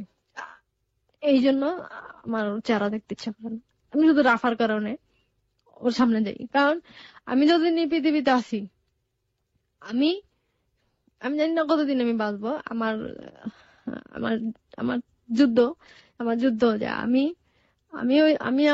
ও তো আমার স্বামী ছিল, ওর কাছে আমার হক আছিল অনেক, আমি হক গুলি আদায় করতে পারিনি। আর আমি চেষ্টাও করিনি, পারতাম। ছেলেদের অনেক ভাবে মেয়েরা আটকাইতে পারে, আমি আর আটকাই নাই। কারণ আমি ওর কাছে তো আহ ভালোবাসা চাইছিলাম, যার জন্য এত দুঃখ কষ্ট অভাব এত কিছু সহ্য করছি ওর দিকে তাকায়া। ফার্স্টে ওর দিকে তাকায়া, পরে বাচ্চাটার দিকে তাকায়া। আমি আমার বাচ্চার অধিকার আদায় আমার মা কিন্তু অনেক বকে আমারে, তুই বেহাইয়া, তুই কেন ওই ছেলের কাছে যা, যে ছেলের তালাক দেওয়া দিস, তোর লজ্জা লাগে না? সেদিনও বলছে। আমি আমার আম্মারা বলছি না, আমি যাব, এটা ওর বাচ্চা, ওর বাবা, ওর হক আছে। একসময় ক্লেম করছে সে পুলিশের ছেলে বা এরকম কিছু একটা। তো পরবর্তীতে যখন ওকে দেখে সামনাসামনি, আপনি বলছিলেন যে ওর চেহারার সাথে বহু মিল আছে বা কিছু একটা। কোর্টে দেখে, ফার্স্ট বাচ্চা কোর্টে দেখে, ও তো 9 মাস। দেখার পরে ও ছটপট করতে থাকে। তখন ও একটু অসুস্থ ছিল, ওর নিউমোনিয়া হয়েছিল। পরে ওর অনেক বড় বড় অসুখ গেছে। আমি ওর অনেক খবর দিছিলাম লিজন রে। একবার আসছিল যখন ওর প্যারাটাইফয়েড হয়েছিল, 2টা পা হাত পা একদম ইয়ে হয়ে গেছিল, আসছিল। আইসা মানে ওই সময় ঢাকা শিশু হাসপাতালে আমার বাবার সাথে বিরাট একটা ফাইট হয়, বিশাল ফাইট। আমি একদিন বলছিলাম যে লিজন, তুমি আমার মারতেছো না, অনেক মারতেছো না, আমি তোমার কিচ্ছু বলি না, চুপচাপ তোমার মারটি সহ্য করতেছি। আর আমার মন তখন বলছিল, কারণ আমি তোরা ভালোবাসি, তাই না? আমি যখনই দেখছি যে ওর বাবার ফ্যামিলি আমার পেছনে জোকের মতো লাগা আছে। আর একটা জিনিস যেটা এটা কেউ বিশ্বাস করে না, কেউ করে কেউ করে না, আমিও করতাম না আগে। ওর দাদি ব্ল্যাক ম্যাজিক করে। আমি যেটা জানছি আমার সংসার ভাঙার পরে, যে ওর দাদি এই তাবিজটার মানে ব্ল্যাক ম্যাজিকের আশ্রয় নিছে ফার্স্টলি। আর ওর বাবারে আমি যেটা আপনার কাছে বলছি যে ওর বাবা আমারে ভালোবাসে না, এটা বলছি, কিন্তু আমার মানে আমার বিশ্বাস, আমার মন বলে যে ওর বাবা একটু হইলো আমার ভালোবাসে। এটা আপনার আপনার মনের প্রতি আছে বলেই হয়তো বা এই ধরনের। যাই হোক, আপনার অনুভূতির প্রতি আমাদের যথেষ্ট শ্রদ্ধা আছে। একটা জিনিস যেটা আপনার জীবনের সবচেয়ে বড় অধ্যায় আমি মনে করি, সেটা হচ্ছে আপনি তো তাকে ডিভোর্স দিয়ে দিলেন, তখন ওর বয়স ছিল কত? ওর যখন ডিভোর্স দিই তখন ওর 10 বছর। 10 বছরের মতো বয়স। আপনি তারপরে সিঙ্গেল, আপনি ডিভোর্স দেওয়ার আগে থেকে বলা যেতে পারে সিঙ্গেল মাদার হিসেবে আপনি ওকে নিয়ে সমাজের সাথে যুদ্ধ করছেন। আপনার সেই যুদ্ধের কাহিনীটা অল্প করে আমরা একটু শুনতে চাই। এখন আমি যেটা বলবো যে সেটা হচ্ছে, আমি আমার লাইফে, আমি তো মেয়ে মানুষের কোনো দাম নাই, পচা গলা, আর অনেক কিছু ফেস করতে হয় পুরুষ শাসিত সমাজে। আমি জব করছি 9 বছর, 9 বছরই আমি জব করে আসছি। কি ধরনের জব করতেন আপনি? আমি ফার্স্টে ভালো ভালো চাকরির খোঁজ করছিলাম, পাইছিলামও। কিন্তু ওইখানে গেলে দেখা যায় কি, যখনই বসেরা শুনে যে আমি সিঙ্গেল, তখন এদের দৃষ্টিভঙ্গিটা অন্যদিকে চলে যায়, আমাদের সাথে খেলা করতে চায়। আর ম্যাক্সিমাম আমাদের মতো মানুষের সাথে এরকম, কারণ তারা ভাবে কি যে আমরা হইতেছি ডাস্টবিনের ময়লা, আমরা হইতেছি ডাস্টবিনে থাকার মতো জিনিস, এরকম চাই, কন্ডিশনের মধ্যে ফেলে।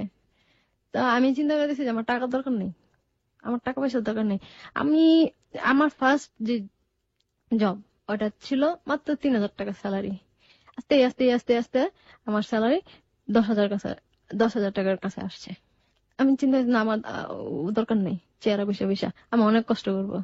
আমি বাংলাদেশের ম্যাক্সিমাম সুপার শপে কাজ করছি, তারপরে যে প্রোডাক্ট গুলি আছে ওগুলিতে কাজ করছি। আমার ওখানে ওখানে কিন্তু অনেক কষ্ট, সুপার শপ গুলিতে কাজ করা অনেক কষ্ট। আমি ওই কাজগুলি এনজয় করছি, এই কারণে করছি, এই কষ্টটা আমি ইচ্ছা করেই নিছি, ওই সমস্ত মানুষের জন্য নিছি। আমি অনেক কিছু ফেস করছি, ওর স্কুল ক্ষেত্রে ফেস করছি, আমার চাকরি ক্ষেত্রে। আচ্ছা রাফা, তোমার কাছে একটু যাই। তুমি তো স্কুলে, তোমার আম্মা যেটা বলছিল যে তোমার স্কুলের ক্ষেত্রেও অনেক ধরনের সমস্যা ফেস করেছে। কি ধরনের সমস্যা তো তোমার সাথে? হুম।